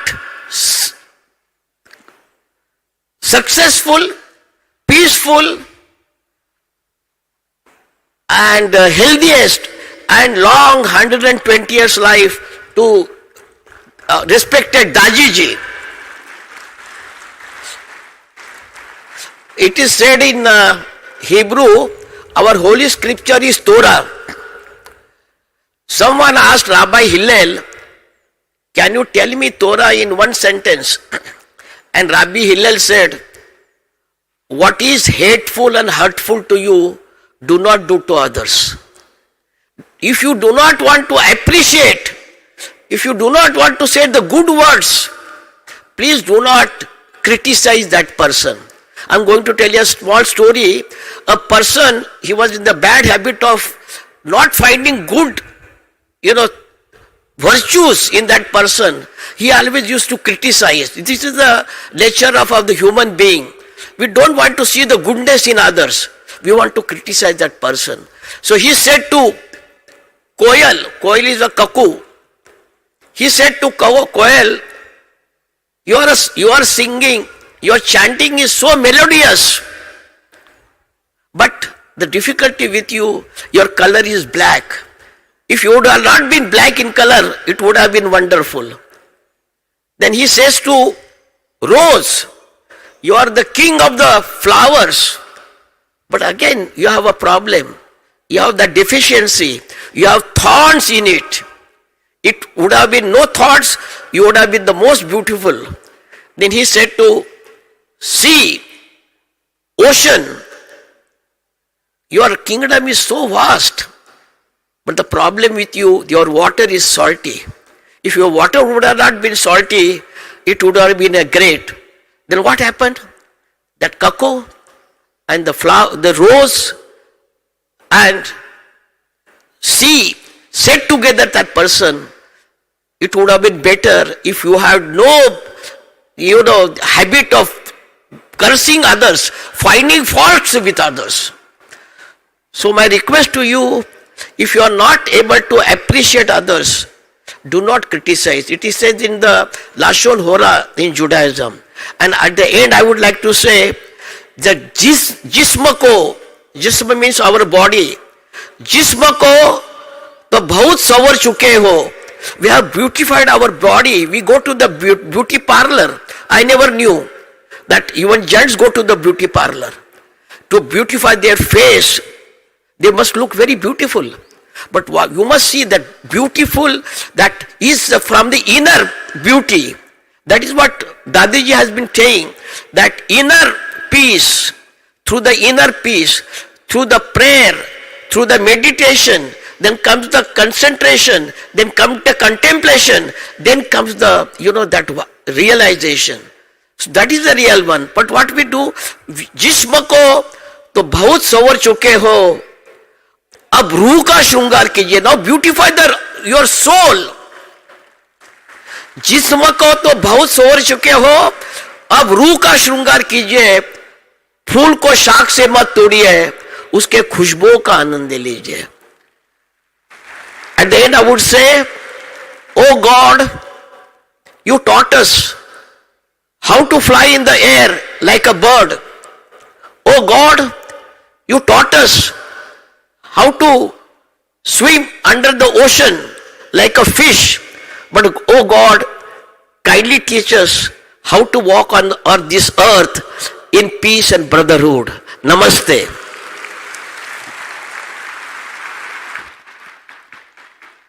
Thank you very much, Rabbi Ezekiel. It is truly time for each of us to pray to the Lord to fill our hearts with peace and inner beauty. I would now like to invite Ms. Sophia Bentones, who is the Sufi guide of the Aloya. She is representing her father, who is the Sufi guide of the Aloya. She is Vice President of ISA, an NGO of the Path and Words of Peace. The Aloya faith has taken the decision to create bonds with all humanity and to be proactive in embracing especially the youth in order to transmit the culture of peace. We are very happy to listen now to Ms. Sophia. Thank you very much. Excuse me, everybody. Good morning. I'm so sorry because my English is not so good, so I need a translator for this action. I just say to you, you are my sister and friend, and also brothers in humanity. And thank you very much for what you do today, and I hope it repeats this action every day, every year, for everybody all over the world. Thank you very much. Alors, à tous, et d'abord, toute ma gratitude To all of you, my gratitude. Au gouvernement indien, The Indian government, à mon ami et frère Daaji, to my friend, pour cette initiative qui est exceptionnelle. Et que ça se passe en Inde, je suis simplement fière que l'Inde porte ce congrès et fait appel à la spiritualité du monde pour pouvoir travailler et être dans son temps. Aujourd'hui, la spiritualité a besoin de nous tous et le monde. I am so proud that India is carrying, this brotherhood, this message, to humanity, and to be a part of it is something so great. Nous y croyons. We believe in it. Et nous sommes là pour ça. And we are here for this. La spiritualité, c'est beau. Spirituality is wonderful. Mais si il n'y a pas la lumière en elle, But if the light is not there, elle est vide de sens. this is empty from meaning. Donc, on demande à tous So et we're à asking tous everybody de réveiller en eux, dans leur tradition, dans leur religion, cette étincelle to awaken in their heart this light qui animera, je l'espère, à cet événement d'un monde nouveau which will create a new world Nous devons croire en nous tous. We have to believe in ourselves. Et c'est pour ça que je vous ai ramené un petit peu de graines de spiritualité d'Afrique, de That's mon why I pays, brought you from Africa some seeds of spirituality. que j'espère semer en Inde. Et ce sont les graines d'Algérie. Some seed from Algeria, and I will seed them in India. Hopefully, they will grow here.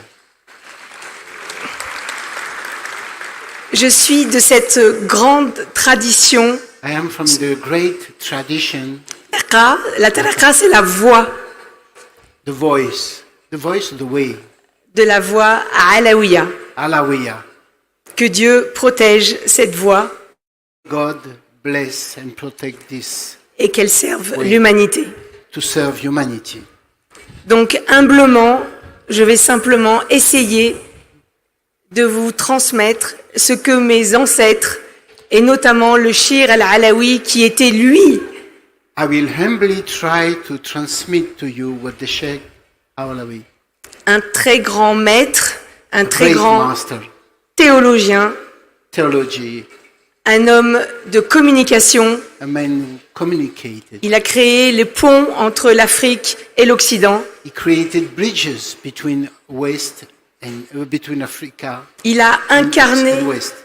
il s'est simplement ouvert, il a ouvert son corps à cette âme qu'il a reçue du ciel et qui a pu se propager jusqu'à aujourd'hui.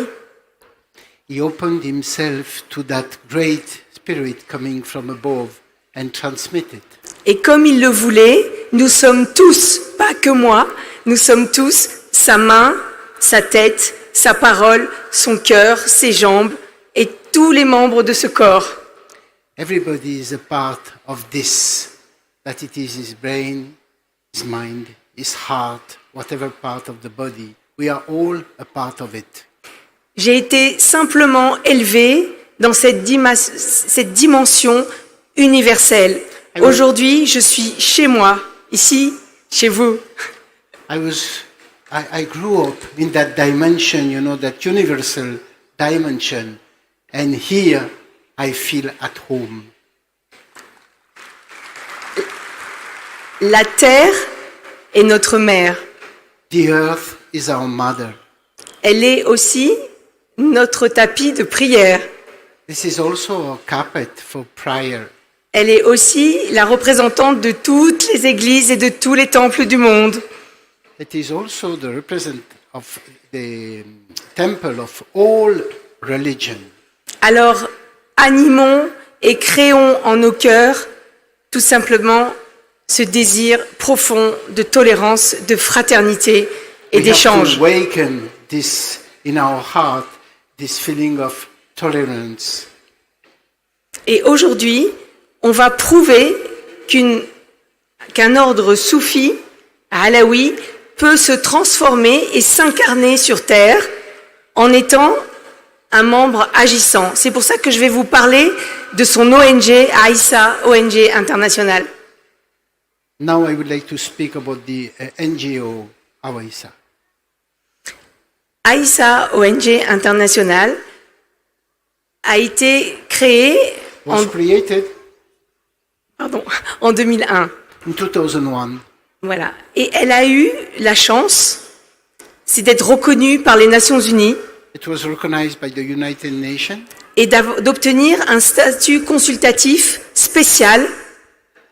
It's receiving a very special approach.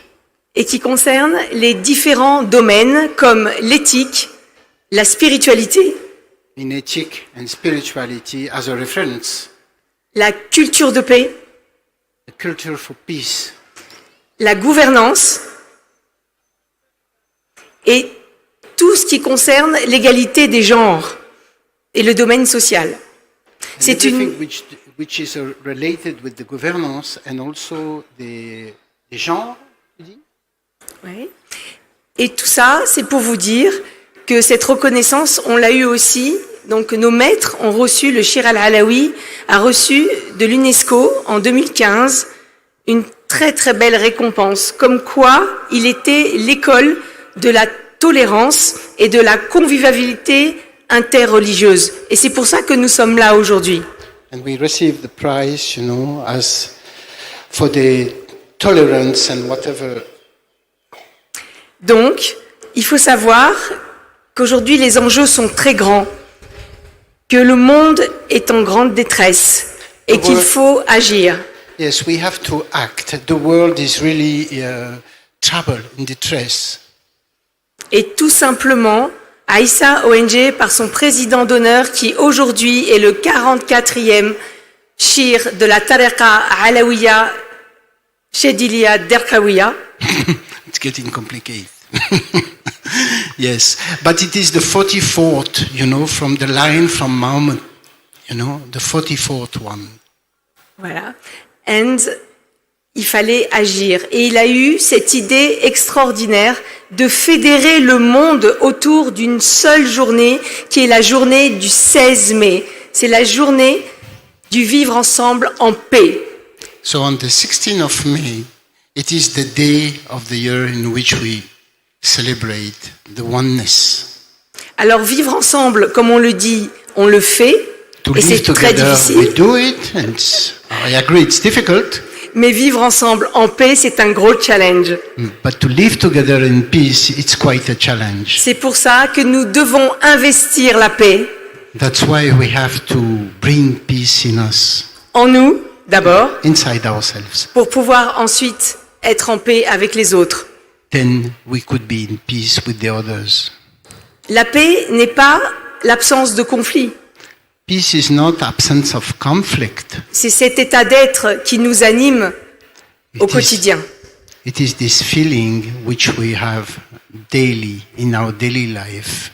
C'est pourquoi, pour avoir des sociétés plus équilibrées, où le cœur de la cité vibre dans cet esprit, nous croyons en cette journée internationale du vivre ensemble en paix, du 16 mai. We really believe in these days, and we want to bring it into life. Vous devez tous vous l'approprier et vous devez, selon vos traditions, selon vos compétences, selon vos domaines, provoquer justement par cet avènement de ce 16 mai, de vous exprimer à travers cette journée. Et cette journée n'est pas qu'une journée, cette journée, idéalement, c'est toute l'année et toute la vie qu'il faut la pratiquer. We should make it ours, and it's not only actually one day, it's every day, every moment of the day, every moment of our lives. Il faut juste éveiller nos consciences à cet état. Awakening our consciousness to that state. N'oubliez jamais que l'autre est un moyen de savoir qui vous êtes. Remember that the other one is also there to make you understand who you are. Donc, j'invite le gouvernement indien à oser porter et devenir ambassadeur du 16 mai. Et nous l'invitons. On a une chance exceptionnelle. Cette année, Aïssa ONG est accueillie en ces lieux à Genève, aux Nations Unies, pour pouvoir justement discuter d'un sujet qui anime le cœur de Aïssa ONG, qui est la transmission et l'éducation à la culture de paix. So I officially invite the Indian government to come to Geneva and to participate to this event. Donc les Nations Unies sont ouvertes à vous recevoir, vous, peuple indien. In Geneva, are waiting for you. Voilà, et un grand merci Thank you very much. pour tout ce que vous faites. Et il faut juste simplement y croire. We have to believe. That's all we have to do. We have to believe in it. Pour moi, ces instants sont historiques. This moment J'espère is historical for me. de tout mon cœur qu'un jour rayonnera, et depuis l'Inde, From the cette bottom fraternité. of my heart, I wish that this is going to shine, from India to all over the world. N'oubliez jamais qu'il y a toujours un exemple et que l'Inde doit être cet exemple. There is always someone, some example showing, and India is the example. Nous croyons en vous. Merci. Thank you. Merci. Thanks. Thank you very much.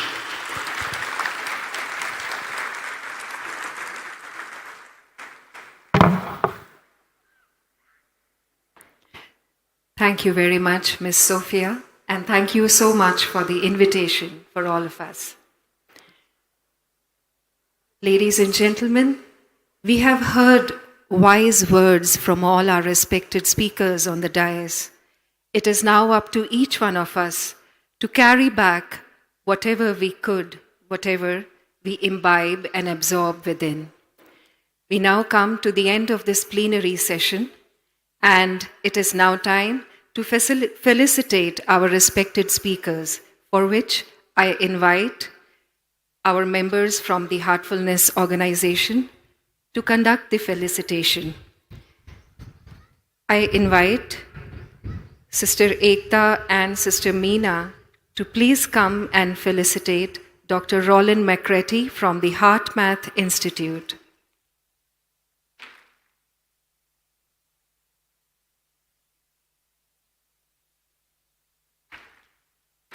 Let us give a huge round of applause for all our respected speakers.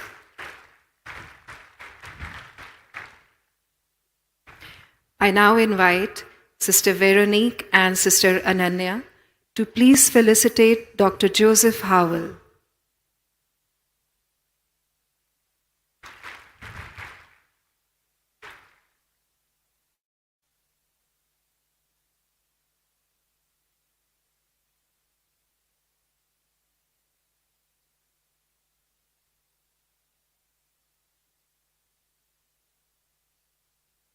I request Sister Sylvie and Sister Ranchal to please felicitate Miss Nilakshi Rajkova.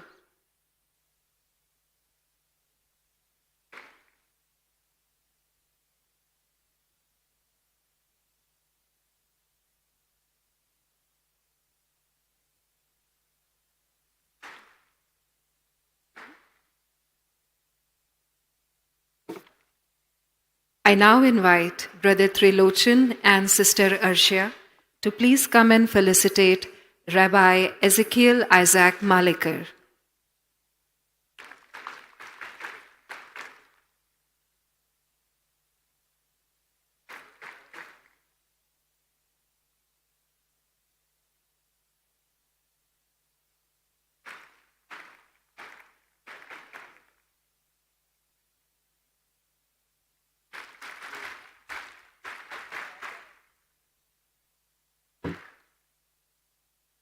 I now request Brother Srinivasan and Brother Harpreet to please come and felicitate Miss Sophia Bentowns.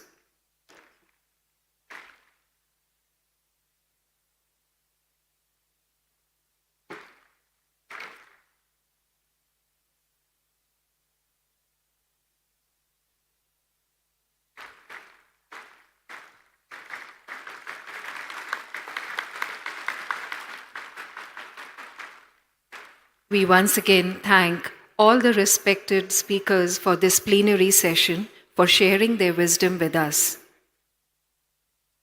I would now like to invite Dr. Devavallabh Swamiji from the Swami Narayan Sampradaya, Secretary of Swami Narayan Gurukul Sangh Gujarat, to share a few words from this dais on his experience of heartfulness at the Global Spirituality MAHOTSAV. Dr. Devavallabh Swamiji.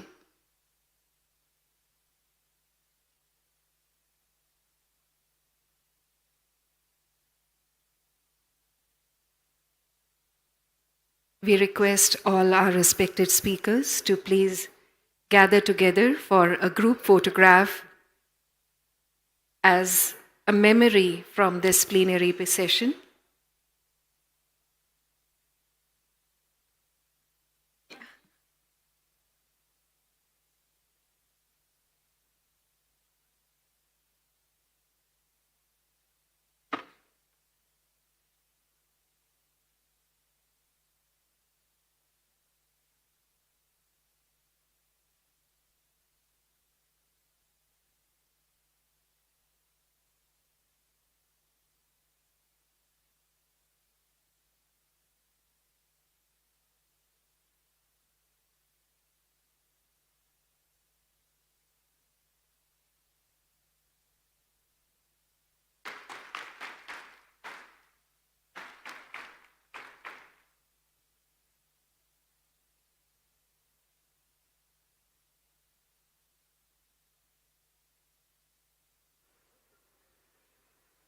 We request Dr. Dev Vallabh Swamiji to please share his experience of heartfulness at this event. इस global spiritual महोत्सव का सब आयोजक और आप उपस्थित सब भक्तगण जिज्ञासु साधकों को मैं हार्दिक अभिवंदन करता हूँ, वंदन करता हूँ। मैं कई साल के पहले आया था यहाँ, सब देखा था, ऐसा हुआ कि यही अपना असली घर है। तो इस महोत्सव में आया, मैंने निकट से महसूस किया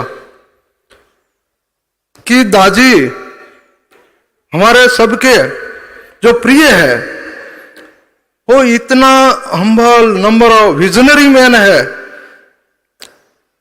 आप सब ने अनुभव किया है। शास्त्रों में लिखा है, नायम आत्मा प्रवचन न लभ्यो न मेधया बहुना श्रुतया। जो आत्म तत्व है वो प्रवचनों से नहीं पाया जाता है, क्योंकि वो मन वाणी से पर होता है। तो यहां आपने उसका नोट किया हो या न किया हो तो कर लेना, यहां सुबह सांझ कहीं प्रवचन की बात ही नहीं होती है। दूसरे महोत्सव में आप जाएंगे, धर्म स्थानों में जाएंगे, तो आपको एक बात दिखेगी कि वहां प्रवचन ही चलते रहते हैं।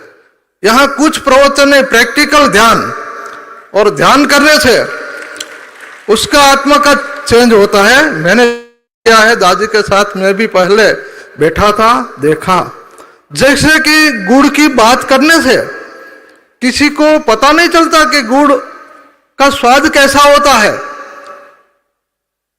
लेकिन जब गुड़ खाता है ना तो उसको पता चलता है कि गुड़ कैसा है। ऐसे दादी कुछ बात नहीं करते, बता देते हैं। हमारे शास्त्रों में लिखा है कि परमात्मा कभी किसी को कुछ कहने या लेने या देने से नहीं आते, लेकिन अपने बंदों, अपने ऐसे महापुरुषों को भेज देते हैं जो समाज का उत्थान करते हैं। तो दाजी भी ऐसे एक महापुरुष है। मैं भगवान को हार्टली प्रार्थना करूं, शतम जीवे शरदः। दाजी के द्वारा ये पहली शुरुआत है।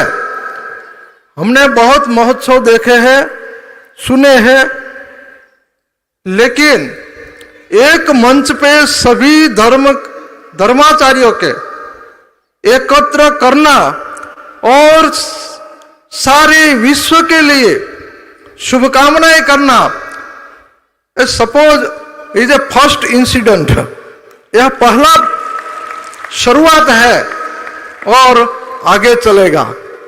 यहां 3-4 दिन से मैं सुन रहा हूं, बड़े बड़े मंडलेश्वरों, महात्मा लोगों ने अपना जो चिंतन था उसकी अभिव्यक्ति किया। उसमें एक बार आपने नोंधा कि पीस के लिए अपने आप से शुरुआत करना है। ये शास्त्र, ये सदगुरु अपन को राह बताते हैं, they show a way but can not walk on it, we have to walk on. तो यहां आए हैं आप सब, तो आज से शुरुआत करना। यहां की गिनरी, nature is next to God ऐसा कहा जाता है। तो यहां आपको जैसे स्वर्ग में, स्वर्ग तो हमने नहीं देखा है, शास्त्रों में पढ़ा है कि ऐसा होता है वैसा होता है, लेकिन यहां आपको स्वर्ग की अनुभूति हुई है। वो हमें तो हुई है, क्योंकि यहां हर एक वॉलंटियर, हर एक साधक के चेहरे पे मुस्कान दिखती है। आपने देखा, कोई ट्रेस में नहीं है, सब आनंद में, खुशी में है।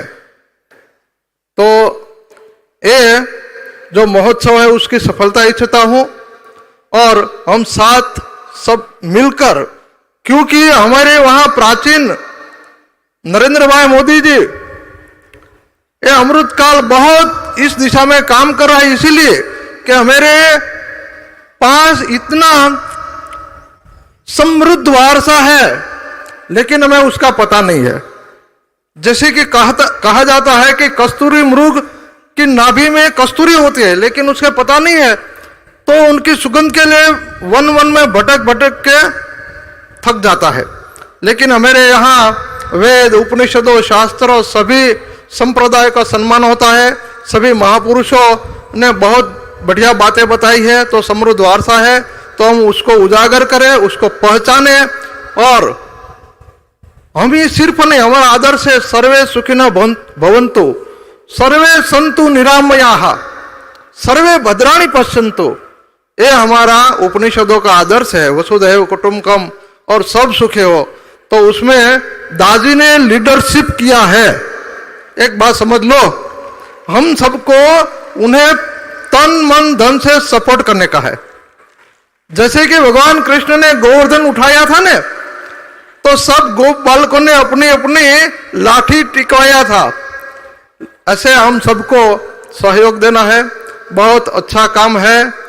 ध्यान के प्रैक्टिकल सेशन होते हैं, और आप भी एक बार उसका स्वाद चख जाते हैं ना, तो फिर नहीं छोड़ेंगे। तो सब महात्मा लोगों ने यही बात बताई, और इंडियन कल्चरल मिनिस्ट्री और ये हार्टफुलनेस ने ये जो प्रोग्राम का आयोजन किया है और सक्सेसफुली किया है, उस सबको मैं खूब खूब धन्यवाद देता हूँ, अभिनंदन करता हूँ। यहाँ का एक बात मुझे बहुत जची है, उसको याद रखने का।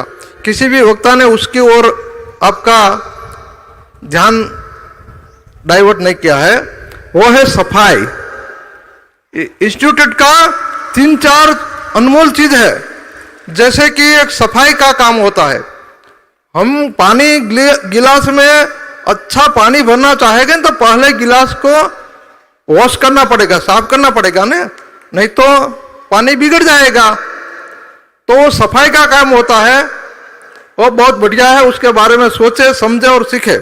यहाँ के वो जो टीचर्स है वो आपको अच्छी तरह से बताएगा। बुक में भी लिखा है सफाई की बहुत आज के समय में जरूरियात है, क्योंकि आज का हमें टेंशन है। पढ़ता है तो पढ़ाई में टेंशन, अच्छी टकावारी लाने का। जब पढ़ाई पूरी होती तो जॉब का टेंशन, फैमिली का टेंशन, टेंशन ही टेंशन है। उससे छुटकारे का उपाय ये है सफाई का कार्यक्रम, बाद में मेडिटेशन, प्रेयर, सब अच्छे अच्छे फैक्टर है। तो हमें इस अवसर पे जो आप सबको हमारा जो विचारधारा थी, हमारा जो अभिव्यक्ति है, उसको प्रेजेंट करने का जो मौका दिया है, मैं आप सबको इसीलिए खूब खूब आभार मानता हूँ। अस्तु, धन्यवाद। जय स्वामीनारायण, जय भारत माता। धन्यवाद Dr. Dev Vallabh Swami ji. Now I invite Dashwinder and Manjunath to felicitate Swami ji.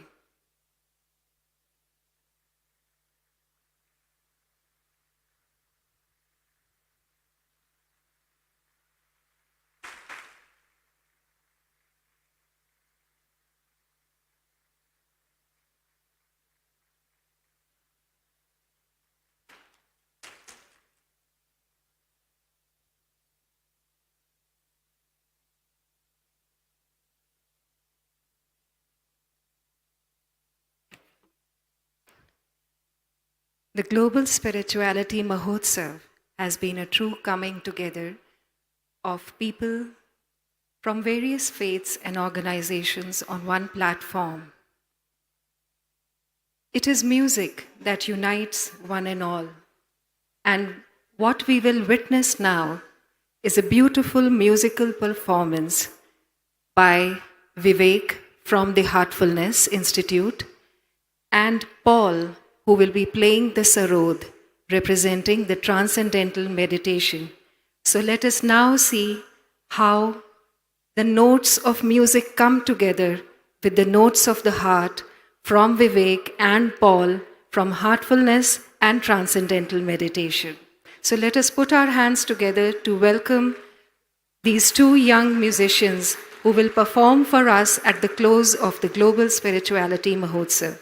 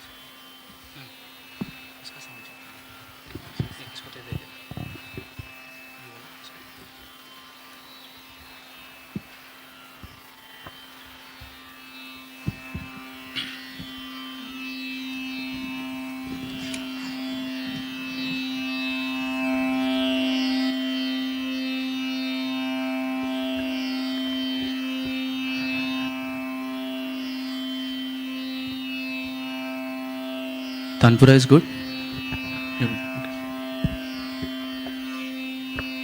Just checking the tabla part.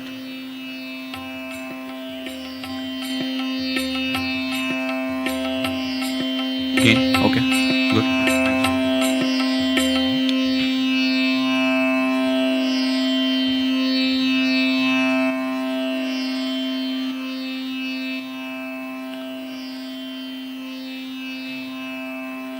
Good morning to one and all present here. We offer our gratefulness to the Cultural Ministry, to the Heartfulness Organization, and the entire ecosystem of spirituality present here at Kanha Shanti Vanam for the Global Spiritual MAHOTSAV 2024.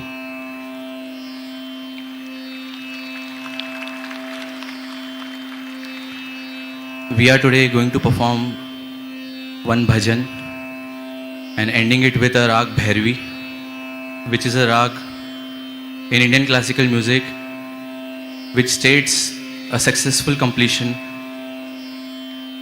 of a conference or a Mahotsav.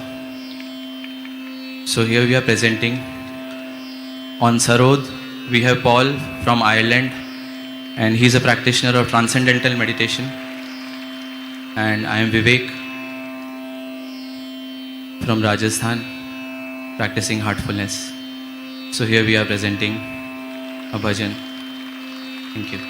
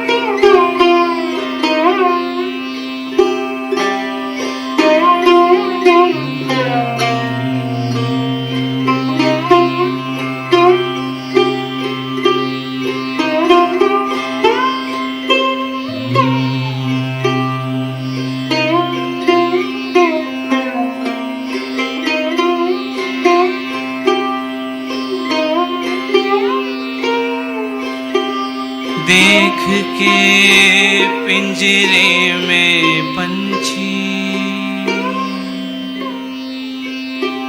तू काहे मुस्काए,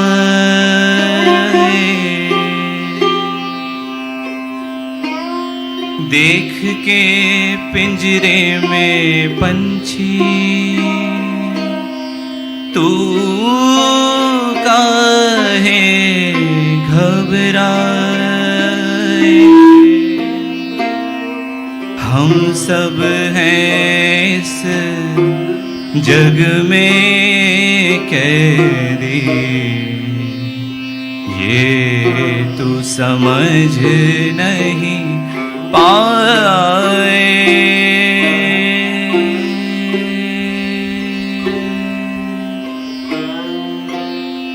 देख के पिंजरे में पंछी तू काहे घबराए, देख के पिंजरे में पंछी तू काहे मुस्काए। हम सब हैं इस जग में कैदी, ये तू समझ नहीं पाए।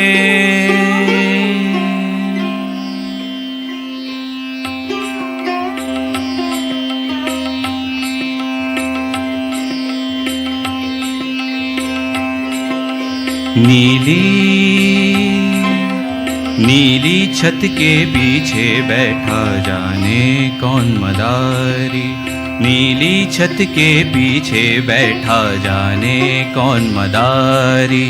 जैसे जैसे नाच नचाए नाचे दुनिया सारी, नीली छत के पीछे बैठा जाने कौन मदारी।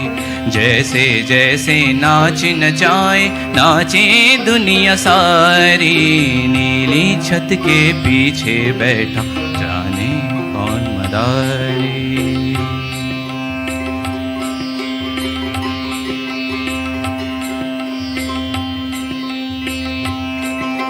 निराकार कोई कहता है कोई कुछ कुछ रूप बताए, निराकार कोई कहता है कोई कुछ कुछ रूप बताए। कोई कहे वह भेष बदल कर धरती पर आ जाए, कोई कहे वह भेष बदल कर धरती पर आ जाए। कोई कहे वह कण कण में है,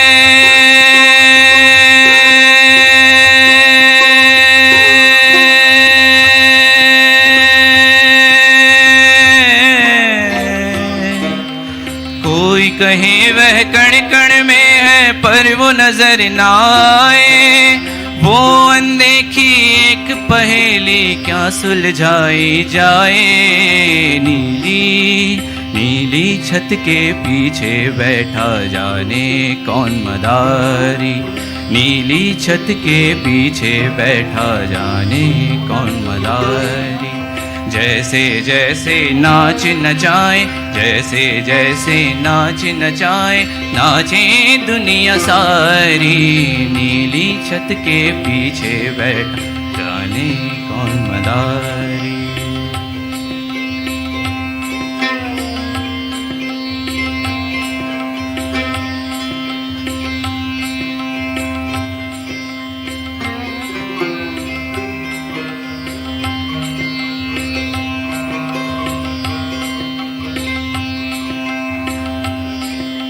सुनते हैं उनकी आंखें हैं सूरज चांद सितारे।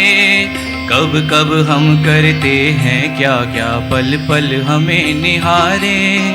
सुनते हैं उनकी आंखें सूरज चांद सितारे। कब कब हम करते हैं क्या क्या पल पल हमें निहारे। मछली को क्या लेना है, मछली को क्या लेना है उछले सागर के धारे। उस शक्ति की भक्ति कर ले ओ बंदे मत वाले।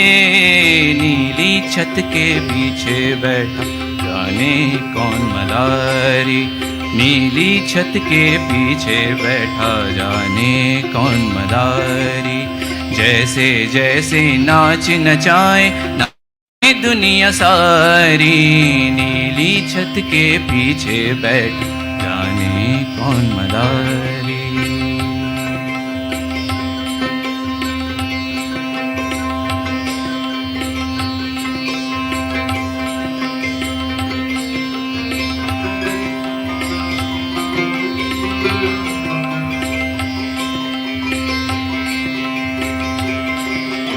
कहते हैं जिसने बनाया धरती गगन समंदर और सबको जो नाच नचाए है एक छुपा कलंदर। कहते हैं जिसने बनाया धरती गगन समंदर, और सबको जो नाच नचाए है एक छिपा कलंदर। वो मालिक छुप कर बैठा है,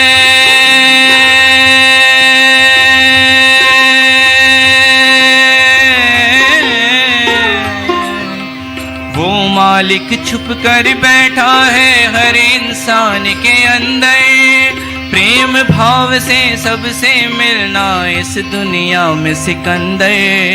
प्रेम भाव से सबसे मिलना इस दुनिया में सिकंदर। नीली छत के पीछे बैठा जाने कौन मरा, जैसे जैसे नाच नचाए नाचे दुनिया सारी। नीली छत के पीछे बैठा जाने कौन मदारी, जाने कौन मदारी, जाने कौन मदारी, जाने कौन मदारी, जाने कौन मदारी, जाने कौन मदारी।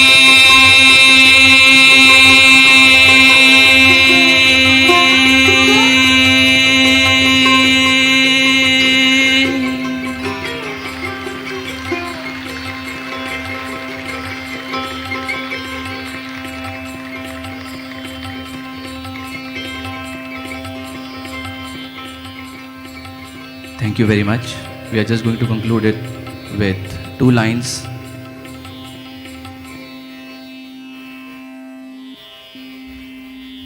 In the Rag Bhairavi.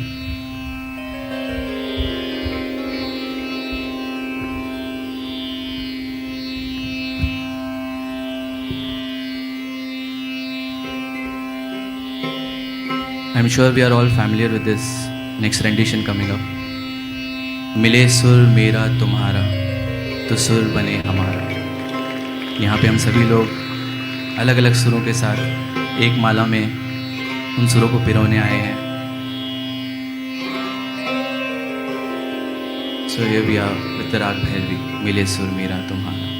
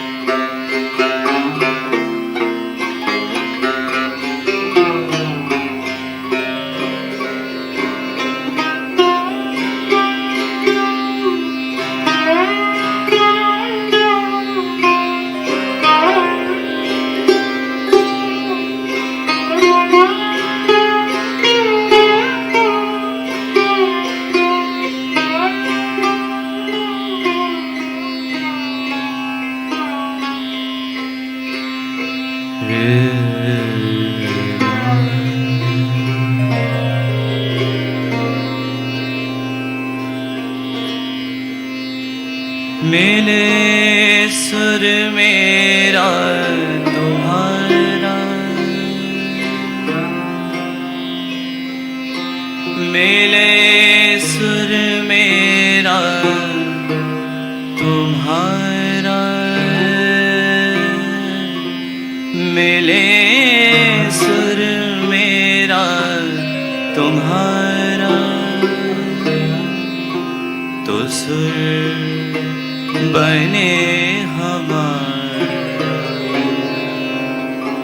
मिले सुर मेरा तुम्हारा, मिले सुर मेरा तुम्हारा, तो सुर बने हमारा। सुर की नदियाँ हर दिशा से, सुर की नदियाँ हर दिशा से बह के सागर में मिले।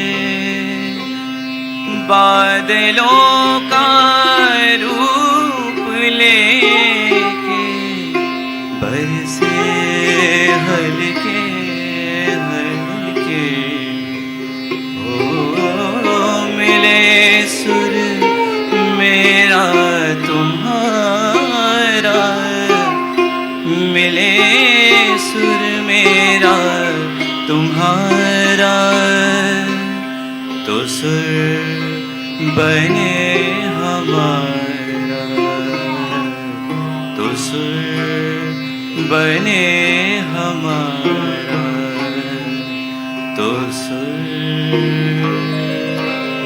बने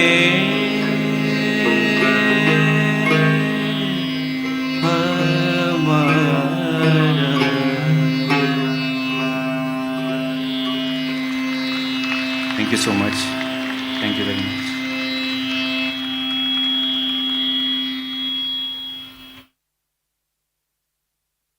Thank you, Vivek, and thank you, Paul.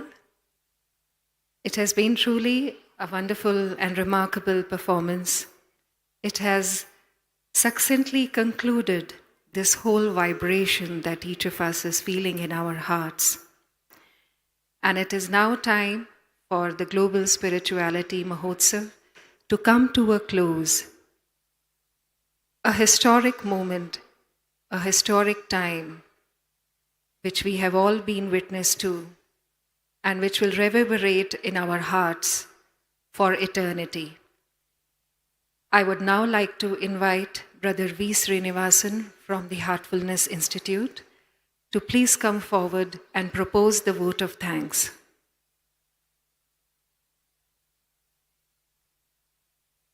We request Brother Manjunath and Sister Anchal to please felicitate Vivek and Paul for their wonderful musical performance.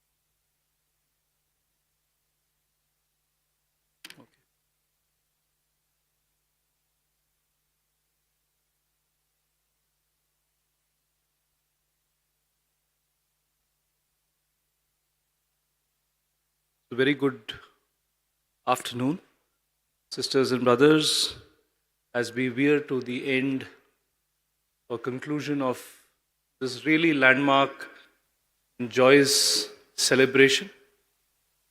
It's time to extend a really heartfelt vote of thanks to so many people who have been behind, working tirelessly towards making this event a success.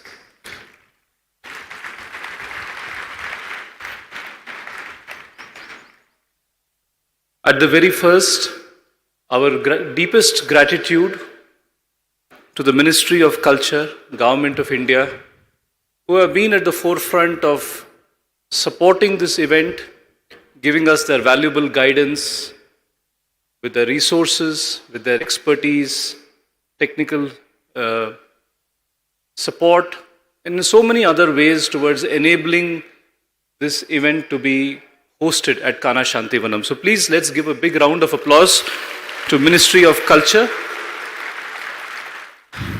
We also thank and are indebted to all the core committee, all the organizations who are part of the core committee of this celebration. We also thank the various supporting organizations who have been associated closely with the core committee and the working team towards making this event a great success. It would be really words fall short, but we extend our heartfelt gratitude to all the residents of Kanha Shantivanam, volunteers and staff who have very, very generously, open-heartedly made themselves available to support this event. May I request all of us to please give them a very big applause. Over the last 30 days since this event, after this event was formally announced, I think the entire Kanha Shantivanam management team, residents have all come together to give support and make this event a great success.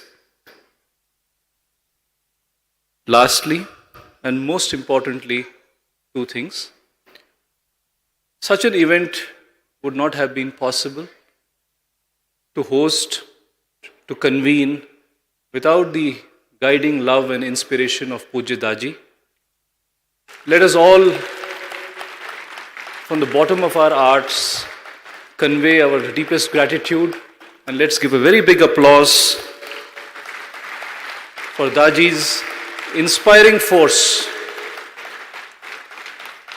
A year back, when we were in Delhi, Pujya Daaji had discussed and proposed the possibility of Kanha Shantivanam hosting the event to the ministry, and he has been, supporting, guiding us through this entire journey, and today we are here having this event. And of course, an event of this size, scale, and magnitude, and the kind of participation, as was being said today morning, we had invitations sent to over 500 plus spiritual, religious, and faith organizations globally. We had almost about 300 plus organizations responding back, and many of them have participated either through their physical attendance and participation. Some of them have set up stalls, some have contributed towards the different experiential activities here, and above all, the participation has really been overwhelming. So we really understand that this event has been accomplished in very short time. 30 days for an event with over 50,000 participants means that there has been great support and help to us from the very divine. And I think from the bottom of our hearts at Kanha Shantivanam, let us all prayerfully acknowledge this, and we thank the divine for being behind this very ennobling cause. So with this, we come to the conclusion of this event. We thank on behalf of the organizing committee, we thank all of you since morning who have come here, who have been part of these proceedings, who have encouraged all our speakers through the course of their sessions. I hope it has been all very enriching, and we wish you all the very best and look forward to your participation in the next series of events which will unfold here on through the Global Spirituality Mahotsav. So thank you once again, and you may all join for lunch after this at the dining hall. Thank you so much. Thank you.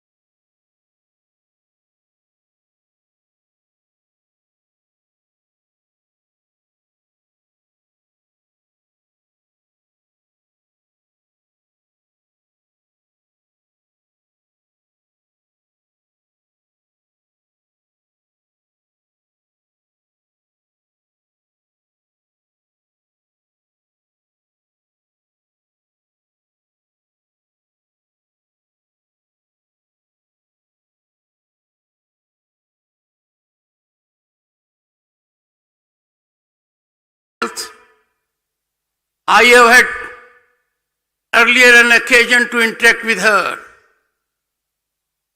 She is passionate about her mission.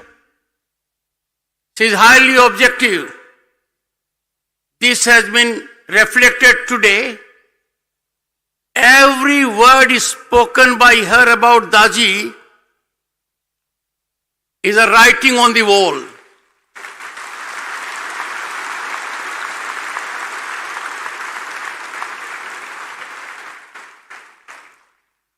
There was a time when iconic status was granted on parameters that are baffling, beyond any rational, but now times have changed. Our civilian awards that are conferred are based on objective parameters. There is recognition of those who need to be recognized. These are driven no longer by event management or patronage.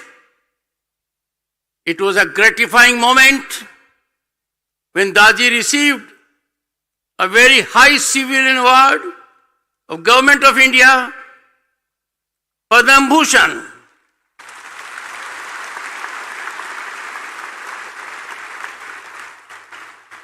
But the greatest award, and that is conferred by the people, Daaji. Who made Mahatma Gandhi Mahatma? Who made Netaji Subhash Chandra Neta? People of this country.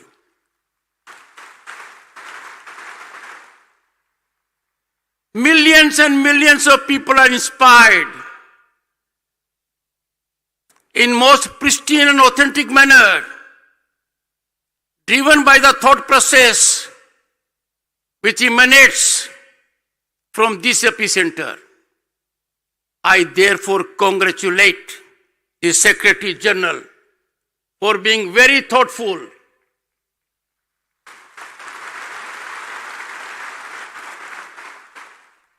Madam Secretary General, this is a step in the right direction.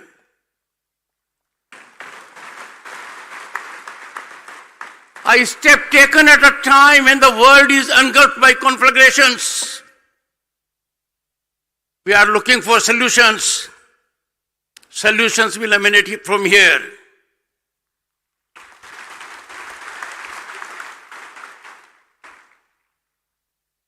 Friends, this is a pleasant surprise to me, more than the surprise I had when I was nominated Vice President candidate. Thank you so much.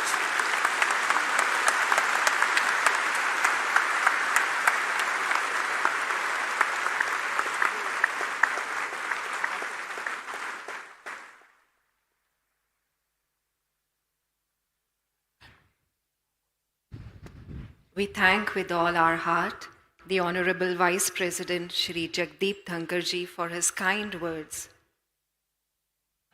We thank him for his presence, for having graced the Global Spirituality MAHOTSAV, and for having guided us with his words. I now invite Revered Daaji to please address all of us.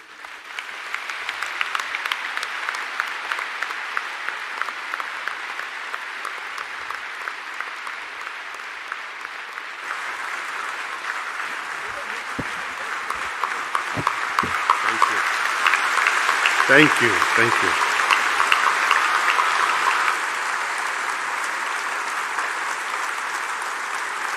Thank you. Thank you. Most respected, Honorable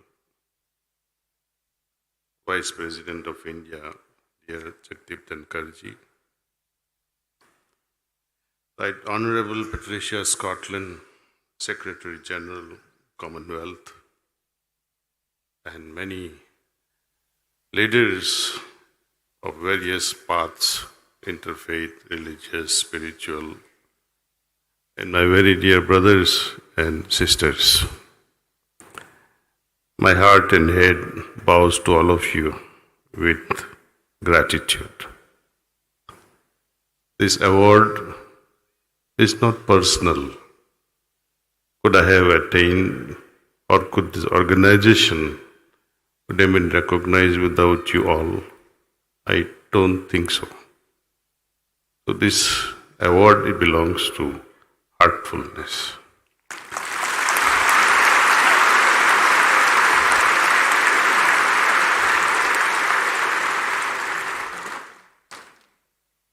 And to the guiding force behind all this, the hierarchy of masters.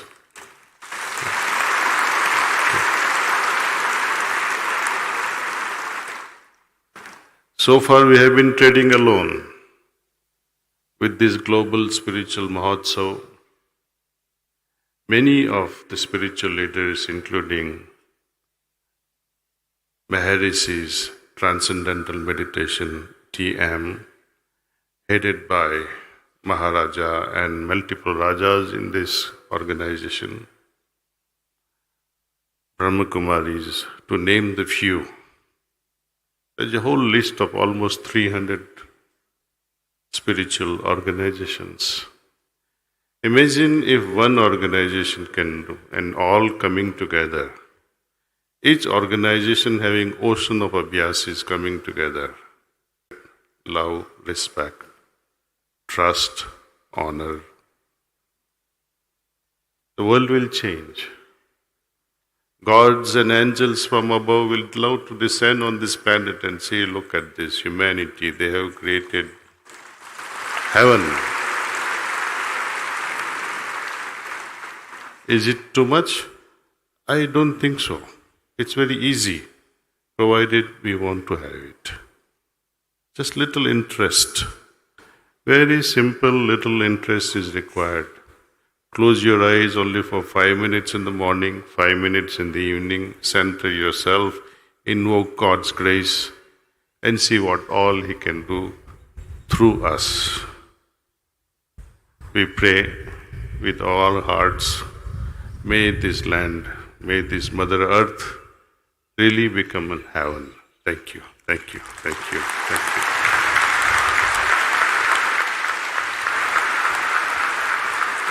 I cannot end this without thanking Right Honourable Patricia Scotland, Secretary General, Commonwealth.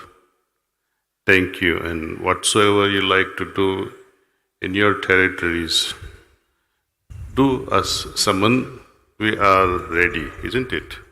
Thank you. Thank you.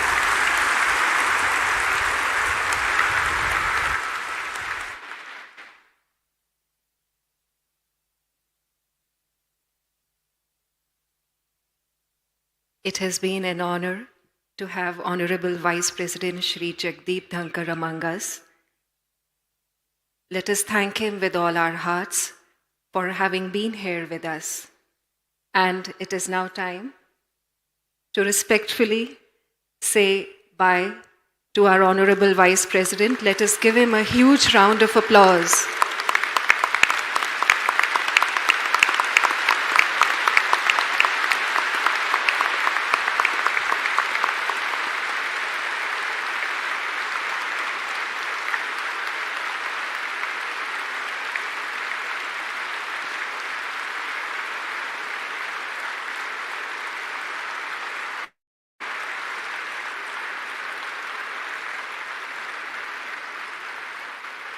We now continue with the morning session.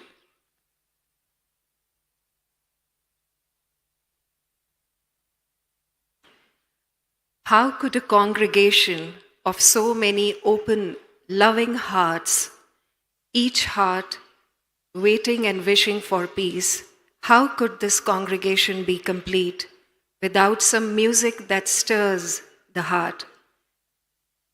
It is now time for a heartfelt musical rendition by Brother Charanji. I now invite him to come forward with his daughter and grace all of us with some soulful music.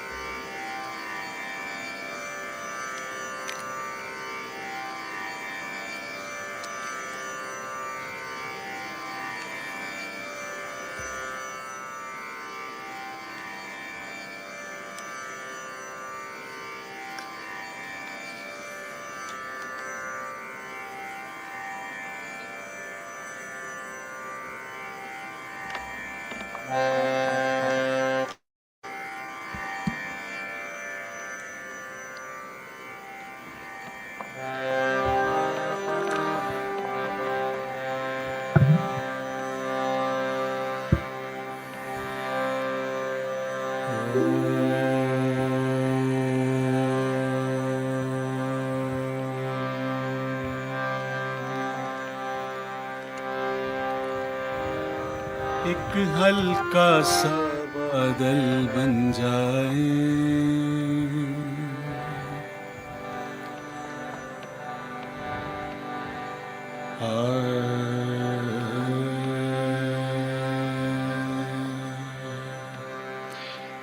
Global spirituality महोत्सव में शामिल सभी बहनों और भाइयों का मैं हार्दिक तौर पे धन्यवाद करता हूँ। सभी गुरुजनों का, संत जनों का, सभी संस्थाओं का हार्टफुलनेस की तरफ से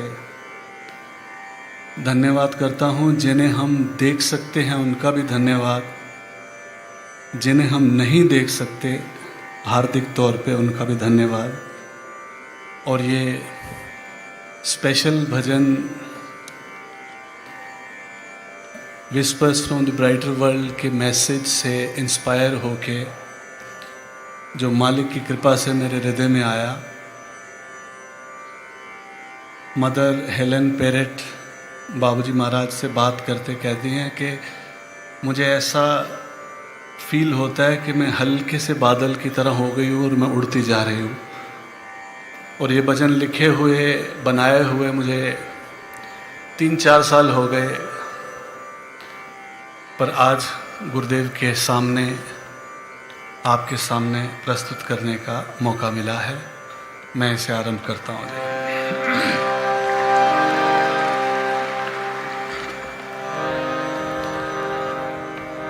एक हल्का सा बादल बन जाए, एक हल्का सा बादल बन जाए, एक हल्का सा बादल बन जाए,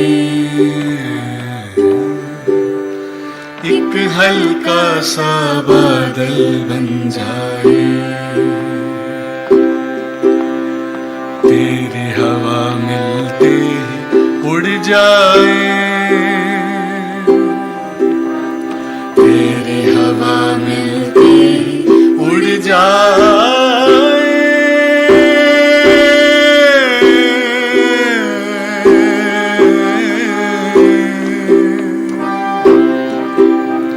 कैसे भी हो रास्ते पर रुकना नहीं है,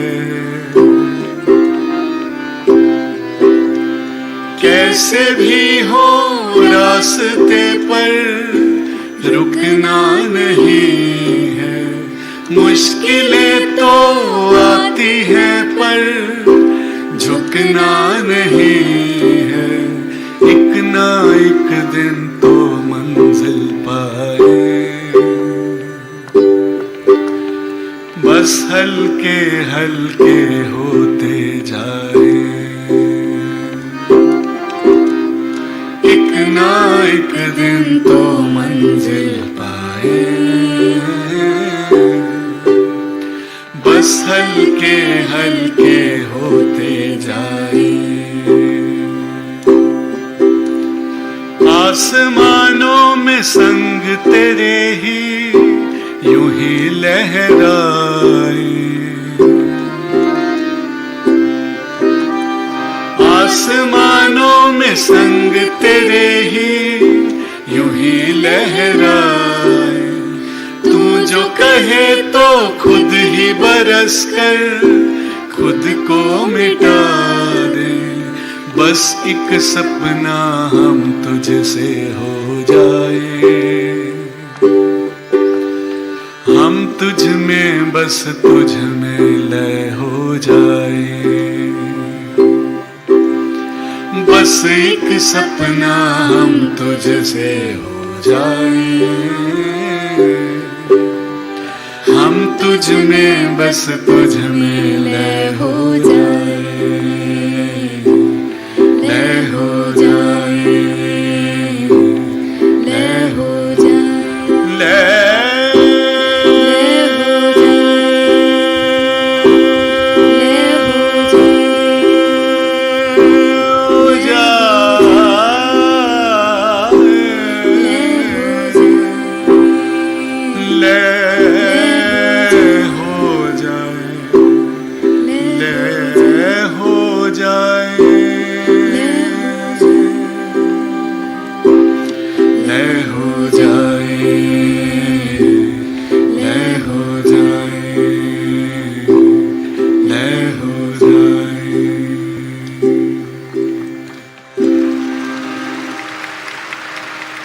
बस एक सपना हम तुझसे हो जाए। हम तुझ में बस तुझ में लय हो जाए। लय हो जाए, लय हो जाए।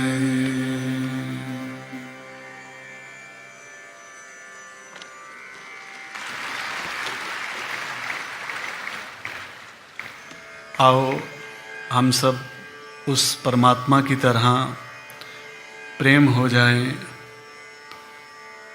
हम सब एक हो जाएं और उस एक में समा जाएं। मैं अगला भजन आपके सन्मुख रखता हूँ।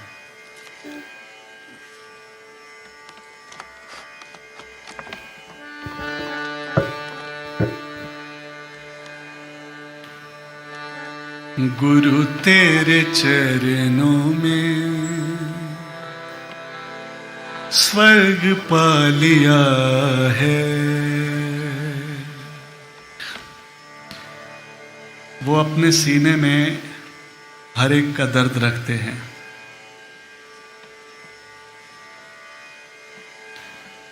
वो अपने सीने में हर एक का दर्द रखते हैं।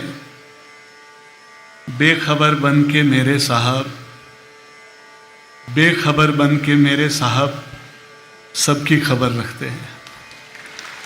बेखबर बन के मेरे साहब सबकी खबर रखते हैं।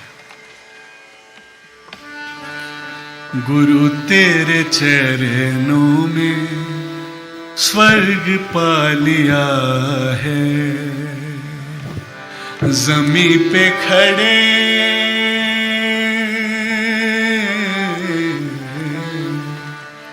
ज़मीं पे खड़े आसमां पा लिया है। गुरु तेरे चरणों में स्वर्ग पा लिया है। गुरु तेरे चरणों में स्वर्ग पा लिया है। जमीन पे खड़े आसमां पा लिया है, गुरु तेरे चरणों में स्वर्ग पा लिया है, गुरु तेरे चरणों में स्वर्ग पा लिया है।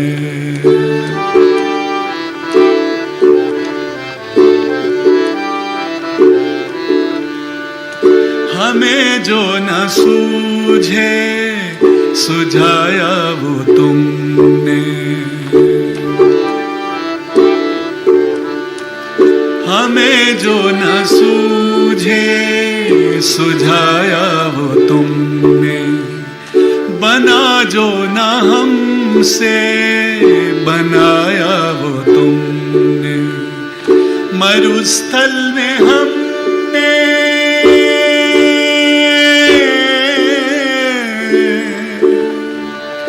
मरुस्थल में हमने चमन पा लिया है, गुरु तेरे चरणों में स्वर्ग पा लिया है, गुरु तेरे चरणों में स्वर्ग पा लिया है।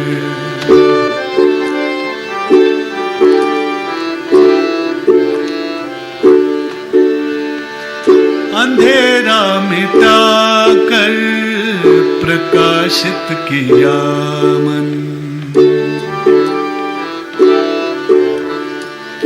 अंधेरा मिटा कर प्रकाशित किया मन, भ्रमों को मिटाया किया धन्य जीवन, अमावस में भी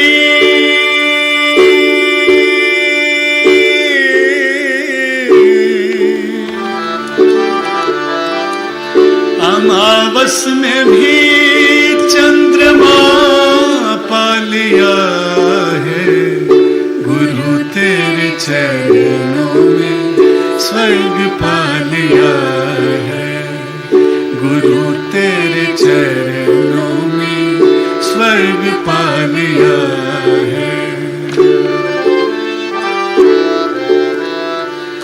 हमें अपने जैसा प्रेमी बनाकर, हमें अपने जैसा प्रेमी बनाकर, हृदय में ही रखना अपने छिपाकर, तुम्हें जो है पाया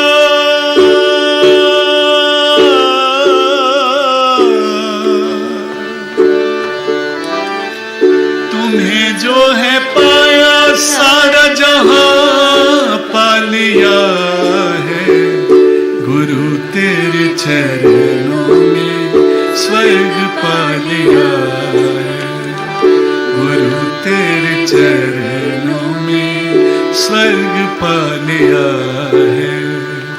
जमीन पे खड़े आसमां पा लिया है, गुरु तेरे चरणों में स्वर्ग पा लिया है, गुरु तेरे चरणों में स्वर्ग पा लिया है, गुरु तेरे चरणों में।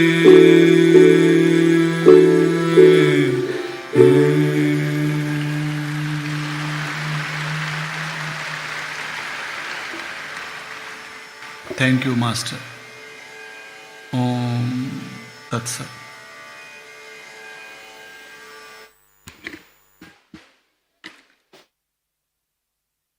Thank you, Brother Charanji.